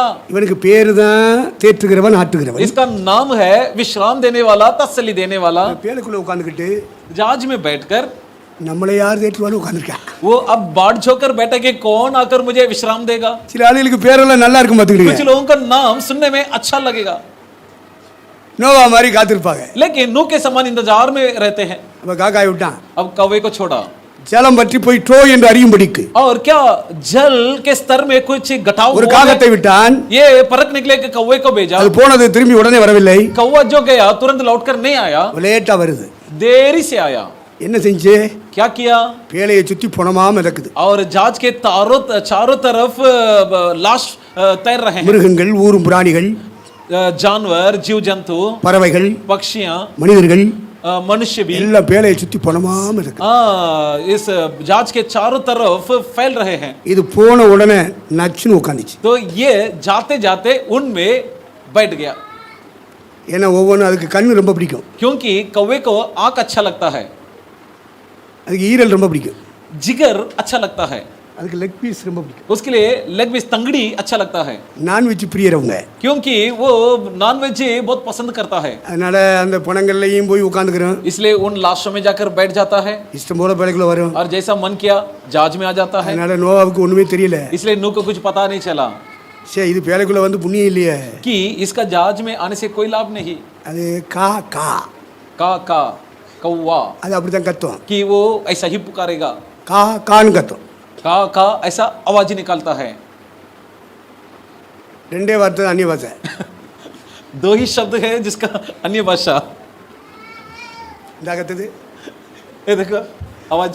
அவோ இது உள்ள பறந்து வருகிறது. तो ये जो है उड़कर भीतर आया, நோவாவுக்கு அதனால பிரயோஜனம் இல்ல. जिसके चलते नूह का कोई लाभ नहीं. ஆகவே புறாவை பிடித்து வெளியே விடுகிறார். इसलिए अब उसने कबूतर को बाहर छोड़ा. அது வெளியே சுற்றி வருகிறது. वो जाकर घूमते फिरते आया. வசனம் சொல்லுகிறது. वचन में लिखा है, அதிகாரம் 8 அதிகாரம் 8 வசனத்திலிருந்து தொடர்ந்து 12 வசனம் வரைக்கும் வீட்டிலே போய் வாசித்துக் கொள்ளுங்கள். उत्पत्ति के 8वां अध्याय के 8वां वचन से 12 वचन तक आप घर जाकर पढ़ लीजिए. பேழையை விட்டு வெளியே போன உடனே जहाज से बाहर जाते ही உள்ளங்கால் வைத்து இளைப்பாற இடமில்லாதபடியால் कि उसके पैर रख के तसल्ली प्राप्त करने के लिए जगह न होने के அது कारण திரும்ப பேழைக்குள்ளே வந்ததா. वो फिर से जहाज में आ गया. அதை நோவா தன் கையினால் பிடித்து உள்ளே வைத்துக் கொண்டான் என்று சொல்கிறது. और लिखा हुआ है कि नूह अपने हाथ बढ़ाकर उसे भीतर ले लिया. காக்காக்கு உட்கார முடியல. कौवा तो बैठ सका. அதே போல பறவை இனத்தை சார்ந்ததானே புறா. और उसी प्रकार पक्षी के जाति वाला है कबूतर भी. ஏன் அதற்கு உட்கார முடியவில்லை? लेकिन ये कबूतर बाहर क्यों नहीं बैठ पाया? இந்த பார்ட்டி வெஜ் வெஜ் வெஜ் क्योंकि ये जो है वेज है, அது நான் வெஜ். क्योंकि वो जो है मांसाहारी. அப்போ இதுல புரிஞ்சுக்கிறணும், तो ये इस बात को समझ लो, வெளியில இருக்கிறவன் பூரா நடைப்பிணங்கள், बाहर के जितने भी लोग हैं चलते फिरते लाश हैं. அவன்கிட்ட போய் நீ ஃப்ரெண்ட்ஷிப் வச்சினா, यदि आप जाकर उनके साथ दोस्ती நீ रखोगे, அவங்க மேல போய் உட்கார்ந்தினா, यदि तुम जाकर उन पर बैठेंगे, அவங்களோட போய் உட்கார்ந்தினா, यदि आप उनके संग बैठेंगे, நீ பேழைக்குள்ள இருந்தாலும் तो तुम क्यों न जहाज में हो, நீ காக்கான்னு புரிஞ்சுக்க. तो भी तुम समझ लो कि तुम कौन है, कौवा. அதுக்கு உட்கார்றதுக்கு உள்ளங்கால் வச்சு இளைப்பாற இடம் இருக்கு. क्योंकि उसे बैठकर अपने पैर रखने के लिए ठिकाना है. துன்மார்க்கனுடைய ஆலோசனைப்படி நடவாமலும், दुष्टों की युक्ति पर न चलना, பாவிகளுடைய வழியில் நில்லாமலும், पापियों के राह पर பரியாசக்காரர் உட்காரும் இடத்தில் உட்காராமலும், ठट्ठा उड़ाने वालों के संगति में न बैठकर கர்த்தருடைய வேதத்தில் பிரியமாயிருந்து परमेश्वर के व्यवस्था पर प्रसन्न இரவும் होकर, பகலும் தியானிக்கிற மனிதன் பாக்கியவான். रात दिन इस व्यवस्था पर ध्यान लगाए रखने वाले मनुष्य धन्य है. இந்த புறா அந்த பிணங்களோடு தொடர்பு கொள்ளாமல் ये कबूतर उन लाश के साथ नाथा नहीं बनाए, உடனே அது சபைக்குள்ள வருகிறது, பேழைக்குள்ள வருகிறது, तुरंत कलीसिया के भीतर यानी जहाज के भीतर आ गया, அது ஊழியக்காரனோடு வருகிறது, सेवक के संग आ गया, பேழைக்குள்ள இருக்கிற ரட்சிக்கப்பட்டவர்களோடு ஐக்கியப்படுகிறது. और जहाज के भीतर रहने वाले उद्धार पायों के संगति में आ गए. அது நோவாவோடு இணைந்து கொள்கிறது. नूह के साथ जुड़ गया. ஆனா காக்கா என்ன செய்து? लेकिन कौवा ने क्या किया? அது போகும் வரும். वो जाता है आता है, அது எத்தனை மணிக்கும் போகும், எத்தனை மணிக்கும் வரும். वो जितना बजे चाहे जाता है, जितना बजे चाहे आ இந்த जाता है. காக்காயினாலே பேழைக்குள்ளே லாபம் இல்லை, इन कौवे के चलते जहाज का कोई लाभ நோவாவுக்கு नहीं லாபம் இல்லை, और नूह को कोई फायदा नहीं, பரிசுத்தவான்களுக்கு உதவியாக இல்லை. संतों के लिए ये सहारा नहीं बने. ஆகவே காக்காவை பற்றி அவன் கவலைப்படவும் இல்லை. इसलिए उसने कौवे के बारे में फिक्र नहीं किया. இப்ப புறாவை மறுபடியும் வெளியே விடுகிறார். अब फिर से इस कबूतर को बाहर छोड़ा. அது ஒரு சுத்தி சுத்திட்டு வருது. तब वो एक बार घूम फिरते आया, அது ஒலிவ இலையை கொத்தி கொண்டு வருது. एक जैतून पत्ते को चोंच में लाई. அப்பொழுது இவனுக்கு ஒரு ஆறுதல், तब इसके अंदर एक तसल्ली, இவனுக்கு ஒரு தேறுதல். अब इसके अंदर एक विश्राम ஜலம் வற்றி விட்டது. कि जल का स्तर घट गया, மலைகளுக்கு மேலாக சிகரங்களுக்கு மேலாக வந்த தண்ணி, और जो जल जिसका स्तर पहाड़ी चोटियों के ऊपर आ गया था, அது வற்றி வற்றி வற்றி வற்றி வற்றி வற்றி கொண்டே இருக்கிறது. अब सूख कर घट गया है. அதிலே ஒரு ஒலிவ மரம் நிக்கிறது. और जहां पर एक जैतून का पेड़ அந்த ஒலிவ இலையை கொத்தி கொண்டு வந்தது. उस जैतून के पत्ते को चोंच मार के பேழைக்குள்ள இருக்கிறவங்களுக்கு ஒரு ஆறுதல், तो जहाज के भीतर रहने वालों के लिए एक तसल्ली, ஒரு தேறுதல். एक विश्राम. ஆண்டவருக்கு மகிமை உண்டாகட்டும். प्रभु को महिमा मिले. நீங்கள் நானும் புறாக்கள், आप और मैं कबूतर है, உங்கள் வாயில் என் வாயில் ஒரு ஒலிவ இலை இருக்க வேண்டும். आपके मुंह और मेरा मुंह पर एक जैतून का पत्ते रहे. ஒலிவ இலை தீர்க்காயுசுக்கு அடையாளம். और जैतून का पत्ता यानी दीर्घायु को दर्शाता நித்திய है. ஜீவனுக்கு அடையாளம். अनंत जीवन को दर्शाता है. உங்கள் வாயிலிருந்து என் வாயிலிருந்து आपके मुंह से मेरे मुंह से நித்திய ஜீவன் வெளிப்பட வேண்டும். अनंत जीवन प्रकट होना है. குமாரனை விசுவாசிக்கிறவன் ஜீவனை உடையவன். जो पुत्र पर विश्वास करता है मानो जिन पर जीवन है. கிறிஸ்து எனக்கு ஜீவன். मसीह मेरा जान. இந்த ஜீவன் வெளிப்பட்டு கொண்டிருக்க வேண்டும். ये जान प्रकट होते रहना है. உலகத்தில் உள்ள எல்லா மரங்களும் அழுகி குலுகுலுத்து போற போது और जब इस संसार के जब बाकी सारे धर्म मिट ஒலிவ மரம் நித்திய ஜீவனுக்கு அடையாளமாக இருக்கிறது. और जैतून पेड़ जो है अनंत जीवन को दर्शाया है. அதிலிருந்து ஒரு இலையை கவி கொண்டு வருகிறது. वहां से एक पत्ता को छोंच में लाया. அப்ப தேசம் முழுவதும் நாம் போக வேண்டும். अब हम देश भर में जाना है. கிராமங்கள் பட்டணங்கள் போக வேண்டும். हम गांव गांव में शहर வீடு வீடாய் போக வேண்டும். घर में जाना இந்த है. நித்திய ஜீவனை தருகிற இயேசுவை சுமந்து கொண்டு போக வேண்டும். इस अनंत जीवन को देने वाला यीशु मसीह को लादे हुए நமக்கு जाना है. ஜீவன் கிறிஸ்து. हमारे लिए जीवन मसीह நமக்கு है. ஜீவன் இயேசு. हमारे लिए जीवन मसीह है. இயேசுவை பறைசாற்ற வேண்டும். यीशु का प्रचार करना இயேசுவை है. கொண்டு போக வேண்டும். यीशु को ले जाना है. அப்பொழுது अनेகர் தேற்றப்படுவார். तब बहुत सारे विश्राम अनेक पाएंगे. समाधान होगा. तब बहुत तेरे को शांति தற்கொலைக்கு நேர मिलेगी. போறவங்க எல்லாம் ஜீவனை பெற்றுக் जो கொள்வார்கள். लोग आत्महत्या की ओर जा रहे वे जीवन की तरफ आएंगे. பாவத்தின் சம்பளமாகிய மரணத்துக்கு நேர போகிறவர்கள் ஜீவனை பெற்றுக் கொள்வார்கள். पाप के मजदूरी मृत्यु की तरफ जो लोग जा रहे वे उस जीवन की तरफ आ जाएंगे. எல்லாருக்கும் நித்திய ஜீவன் உண்டாகும். सभी को अनंत जीवन प्राप्त அந்த होगा. ஒலிவ இலையை புறா கொத்தி கொண்டு வந்து वो जैतून पत्ता को एक कबूतर अपने छोंच में लाया. நீங்களும் நானும் ஒலிவ இலையாகிய ஜீவனை கொத்தி கொண்டு போகவே आप और मैं जैतून पत्ता नाम के उस जीवन को जहां कहीं जाए ले चलना है. எல்லாருக்கும் ஒரு இளைப்பாறுதல். और ताकि सबके लिए एक विश्राम मिले. ஆண்டவர் சொன்னார், வருத்தப்பட்டு பாரம் சுமக்கிறவர்களே प्रभु ने कहा कि ये सब நீங்கள் எல்லாரும் என்னிடத்தில் வாருங்கள். बोझ से दबे हुए तुम நான் मेरे உங்களுக்கு पास आओ. இளைப்பாறுதல் தருவேன். मैं तुम्हें विश्राम நான் உங்களுக்கு दूंगा. நிம்மதியை मैं தருவேன். तसल्ली दूंगा. அந்த ஜீவனுடைய இயேசுவுக்கிட்டே கொண்டு வரும். उस जीवन का दाता यीशु के पास அந்த लाना है. நற்செய்தியை கொண்டு பரப்புவோம். ये सुसमाचार को हम ले जाकर அந்த फैलाएंगे. சுவிசேஷத்தை சொல்லுவோம். ये सुसमाचार को हम सुनाए. அதுதான் அவர்களுக்கு ஆறுதல். ऐसा करना ही लोगों को இந்த தேசத்துக்கு ஆறுதல். यही है हमारे देश के लिए இந்த विश्राम. தேசத்துக்கு நிம்மதி. यही है देश के लिए शांति. இயேசுவினிடத்தில் எல்லாரையும் கொண்டு வருவோம். सबको यीशु के पास இயேசுவை பற்றிய செய்தி நம்முடைய வாயில் இருக்கட்டும். यीशु के बारे में संदेश हमारे मुंह में रहने दो. அடுத்து பேலைக்குள்ளே பறந்து வந்த அந்த புறா और वो जो कबूतर जो जहाज के भीतर उड़कर आया சும்மா வரல, वो खाली नहीं आया கொத்திக்கிட்டு வருது. बल्कि अपने छोंच में पत्ते लाया. எதையாவது கொத்திக்கிட்டு வாங்க, कुछ ना कुछ लाइए. இல்லைன்னா இங்க இருக்கிறவங்களை கொத்தி பிடிவியே. नहीं तो यहाँ पर जो लोग बैठे उन पर छोंच मार देंगे. அதுதான் காணிக்கையினும் பைபிள்ல சொல்லியிருக்கு. और जिसे बाइबल में कहा है कि दान எதையாவது ஒண்ணு கொத்திக்கிட்டு வரணும். कि कुछ ना कुछ छोंच में लाए. என் சன்னிதானத்தில் வெறுங்கையோடு வர வேண்டாம். मेरे संतान में खाली हाथ ना आवे. ஆண்டவருடைய சமூகத்துக்கு வரும் பொழுதெல்லாம் तो जब जब परमेश्वर की उपस्थिति में आते हैं ஏதாயிலும் கொத்தி கொண்டு வருவோம். कुछ ना कुछ हम लेकर आए. வெறும் அழகோடு அந்த புறா வரவில்லை. कि वो जो कबूतर काली छोंच नहीं आया. வெளியிலிருந்து பேலைக்குள்ள வரும் பொழுதெல்லாம் जब बाहर से जहाज के भीतर आया, தேவ பிரசன்னம் இருக்கிற இடத்திலே, जहाँ पर देव परमेश्वर समूह இருக்கிற இடத்திலே, जहाँ पर परमेश्वर का सम्मुख है, தேவன் நமக்கு தந்த பேலைக்குள்ளே परमेश्वर हमें दिया उस जहाज में ஏதாயிலும் கொத்தி கொண்டு வருவோம். कुछ ना कुछ लाना है. சபையில் இருக்கிற அத்தனை பேருக்கும் ஒரு ஆறுதல், और कलीसिया में जितने भी हैं, सबके लिए அத்தனை பேருக்கு ஒரு एक தேறுதல், सबके लिए एक तसल्ली. அத்தனை பேருக்கும் அந்த கொத்தி கொண்டு வந்ததிலே பங்கு இருக்கு. और जो छोंच में लाया उसमें सबका हिस्सा है. அதற்கு பின்பு उसके बाद அந்த புறாவை பிடித்தான், उस कबूतर को पकड़ा, வெளியே விட்டான். बाहर छोड़ा. அது திரும்பி வரவே இல்லை. वो लौटकर आया नहीं. அந்த புறா பலகணிகளுக்கு நேராக தீ விரித்து பறந்து போய்விட்டது.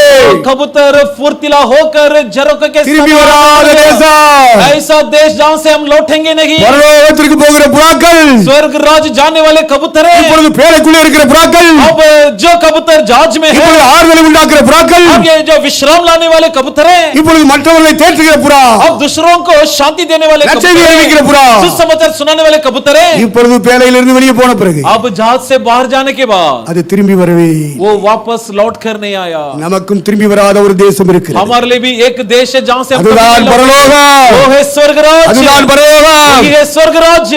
அங்க போயிட்டோம்னு வச்சுக்க, वहां यदि चले जाते हैं இனி பழைய வாழ்க்கைக்கு திரும்பி வர மாட்டோம். उसके बाद तो पुराने जिंदगी में कतई नहीं लौटेंगे. அது திரும்பி वराத தேசம். क्योंकि वो ऐसा देश है जहां से नहीं लौटेंगे. இதைத்தான் தீர்க்கதரிசி ஏசாயா சொன்னார். और इन्हीं बातों को भविष्यवक्ता यशायाह ने இயேசு कहा. பிறப்பதற்கு 750 ஆண்டுகளுக்கு முன்னே சொன்னார். यीशु मसीह के जन्म के पहले लगभग 750 தரிசனத்தை கண்டு சொன்னார். कि दर्शन देख करके कहा, மேகத்தை போல और बादलों के समान புறாக்களை போல कबूतर के समान தங்கள் பலகணிகளுக்கு நேராக जो आकाश की ओर தீவிரித்து பறந்து வருகிற இவர்கள் யார்? फुर्तीले होकर उड़कर आने वाले ये कौन है? அவன் தரிசித்த அந்த புறாக்களின் கூட்டம் हमने जो उसने जो दर्शन किया उन कबूतर के தாராவிலே கிருபாசனத்திலே கூடி வருகிற உங்களை தான் அவன் சொல்லி இருக்கிறார். धारावी कृपासनम कलीसिया में एकत्रित हो रहे आपके बारे में स्पष्ट किया है। இயேசு தனி புறாவாய் பறந்து போனார். यीशु मसीह अकेला कबूतर बनकर उड़कर गया। நீங்களே நானும் தனி புறாவாக அல்ல, आप और मैं एकांत कबूतर के तौर नहीं, ஒரு கூட்டமாக பறந்து போக போகிறோம். पथोर झुंड के बनकर கிருபாசன விசுவாசிகள் புறாக்களாக பறந்து போக போகிறார்கள். कृपासनम विश्वासी बथोर कबूतर झुंड बनकर उड़कर ஏசாயா தரிசனத்திலே பார்த்து விட்டார். यशायाह ने दर्शन के जरिए देख लिया, அது இன்றைக்கு நிறைவேறிக் கொண்டிருக்கிறது. लेकिन वो आज पूरा இன்றைக்கு நிறைவேறிக் கொண்டிருக்கிறது. आज पूरा हो रहा है। உங்களை என்னை பறக்க வைப்பதற்காக, आपको और मुझे जन्माने के लिए, புறாவை போல பறக்க வைப்பதற்காக, कबूतर के समान उड़ाने के लिए, மேகத்தை போல பறக்க வைப்பதற்காக, बादल के समान उड़ाने के लिए பரலோக உனக்கு எனக்கும் பரிசுத்த ஆவியின் அபிஷேகம் தந்தது. स्वर्ग आपका और मुझे पवित्र பரிசுத்த ஆவியின் அபிஷேகம் தந்திருக்கு. आत्मा ने अभिषेक में दिया है। ஒவ்வொரு முறையும் பரிசுத்த ஆவியால் நிரம்பிக் கொண்டிருக்க வேண்டும். हर बार पवित्र आत्मा में भरते रहना है। அந்த ஆவியானவர் நம்மை புறாவாக மாற்றிக் கொண்டே இருப்பார். आत्मा परमेश्वर तब हमें कबूतर सब बदलते ஒரு रहेगा। நாள் வரும், एक दिन आएगा கர்த்தர் சாமி ஆரவாரத்தோடு, परमेश्वर की பிரதான ध्वनि के தூதனுடைய साथ, சத்தத்தோடு, महादूत के ध्वनि के साथ, தேவதூதனோடு, परमेश्वर के ध्वनि வானத்தில் के இருந்து साथ இறங்கி வருவார். आसमान से उतर के அப்பொழுது आएगा। நமக்கு முன்னே கிறிஸ்துவுக்குள் மரித்தவர்கள் हमसे पहले जो முதலாவது எழுந்து பிறப்பார்கள். पहले இன்னும் உயிரோடு இருக்கிற நாம் எல்லாரும் हम सब जो பரிசுத்த ஆவியாலே மறுரூபமாக்கப்பட்டு आत्मा से रूपांतर किए जाकर கண்மூடி கண் திறப்பதற்குள் பறக்க போகிறோம். एक पल भर में हम उड़ेंगे, புறாக்களை போல பறக்க போகிறோம். कबूतर के समान उड़ेंगे, பலகணிகளுக்கு நேராக பறக்க போகிறோம். आसमान की ओर उड़ेंगे। உங்களை என்னையும் அப்படி மாற்றுவதற்காக आपको भी और मुझे भी इस प्रकार बदलने के लिए பரலோகம் அபிஷேகம் தந்திருக்கு. स्वर्ग ने अभिषेक दिया है। நம்ம எல்லாரும் எந்திரிப்போம். आइए हम सब खड़े हो जाएं। ஒரு சில நிமிடங்கள் நம்ம கண்களை மூடி कुछ मिनट के लिए आइए अपने आंखें बंद करें। இவ்வளவு நேரம் பொறுமையா இருந்துட்டோம். इतनी देर हम खामोश रहे। நம்முடைய சரீரத்திலே களைப்பு இருக்கிறது. हमारे शरीर में थकान है। களைப்புகளை கர்த்தர் தான் நீக்கணும். थकानों को परमेश्वर दूर करें। நம்முடைய சரீரத்தில் இருக்கிற வியாதிகளை ஆண்டவர் தான் சுகமாக்கணும். आपके शरीर की बीमारियों को परमेश्वर ही दूर करें। எத்தனையோ வியாதிகள் இந்த சரீரத்தில் இருக்கு. तमाम बीमार आपके शरीर में है। சில குறைவுகள் இந்த சரீரத்தில் இருக்கு. कुछ कमी घटियां इस शरीर में है। சில பலவீனங்கள் இந்த சரீரத்தில் कुछ இருக்கு. निर्बलताएं हमारे शरीर में है। இந்த பலவீனமான சரீரத்தை, ये कमजोर शरीर को, இந்த அற்பமான சரீரத்தை, इस तुच्छ शरीर को, வியாதி நோய்கள் தாக்குகிற இந்த சரீரத்தை ये रोग बीमारग्रस्त शरीर को, சத்ரு தன்னுடைய சித்தம் செய்யும்படியாய் திடீர் திடீர் என்று பயன்படுத்துகிற இந்த சரீரத்தை अचानक शत्रु अपनी इच्छा निभाने के लिए इस्तेमाल कर रहा हमारे इस शरीर को முழுமையாக பரிசுத்த ஆவியானவர் ஆட்கொள்ளட்டும். पूर्ण रूप से पवित्र आत्मा परमेश्वर राज करे। முழுமையாக ஆவியானவர் ஆட்கொள்ளட்டும். पूर्ण रूप से आत्मा परमेश्वर शासन நாம் करे। அவருக்கு முன்பாக நிற்கிறோம். हम उसके सामने खड़े हैं। அவருடைய பார்வை நம்ம மேல இறங்கட்டும். उसके दृष्टि हम पर लगने दो நம்முடைய பார்வை அவர் மேல் மாறட்டும். और हमारी दृष्टि उस पर लगने दो। ஆண்டவரே அந்த அபிஷேகம் இறங்கட்டும் ஐயா. हे प्रभु ऐसा अभिषेक उतरने दो। அந்த பலன் இறங்கட்டும் ஐயா. हे प्रभु ऐसा ताकत उतरने दो। ஆண்டவரே நான் இந்த உலகத்தில் வாழ்ந்தாலும் हे प्रभु क्यों ना मैं इस संसार में जियो, நான் உலகத்தான் அல்ல. परंतु मैं इस संसारी नहीं है। என்னுடைய சபை இந்த உலகத்தில் வாழ்ந்தாலும் मेरी कलीसिया क्यों नहीं इस संसार में रहे, எங்கள் சபை உலகத்துக்குரியது அல்ல. लेकिन हमारी कलीसिया संसारिक नहीं है। நாங்கள் பரலோகத்துக்குரியவங்கப்பா. हम स्वर्ग के हैं प्रभु, நாங்கள் பரிசுத்த ஆவிக்குரியவங்கப்பா. पवित्र आत्मा के हैं प्रभु। இந்த அபிஷேகம் எங்களை நிரப்பட்ட ஐயா. ये अभिषेक हमें भरने दो। மரியாள் மேல இறங்கின அதே ये அபிஷேகம், अभिषेक जो मरियम पर समाया, உலகத்துக்கு இரட்சகரை கொண்டு போய் கொடுக்கிற அபிஷேகம் जो इस दुनिया के उद्धारकर्ता को लाया हुआ अभिषेक என் மேல இறங்கட்டும். मुझ पर उतरने दो, என் குடும்பத்து மேல இறங்கட்டும். मेरा परिवार में उतरने என் दो, சபை மேல இறங்கட்டும். मेरी कलीसिया पर उतरने दो, என்னுடைய ஊழியங்கள் இறங்கட்டும். हमारे सेवकाई में उतरने दो। கிறிஸ்து மேல இறங்கின அதே புறாவின் ஆவியானவர் और वही कबूतर की आत्मा जो मसीह पर उतरा எங்களையும் நிரப்புவாராக. हमें भी भर दे, எங்களையும் நிரப்புவாராக. हमें भी भरा दे, எங்க குடும்பத்தை நிரப்புவாராக. हमारे परिवार को भरा दे, எங்கள் சபை முழுவதையும் நிரப்புவாராக.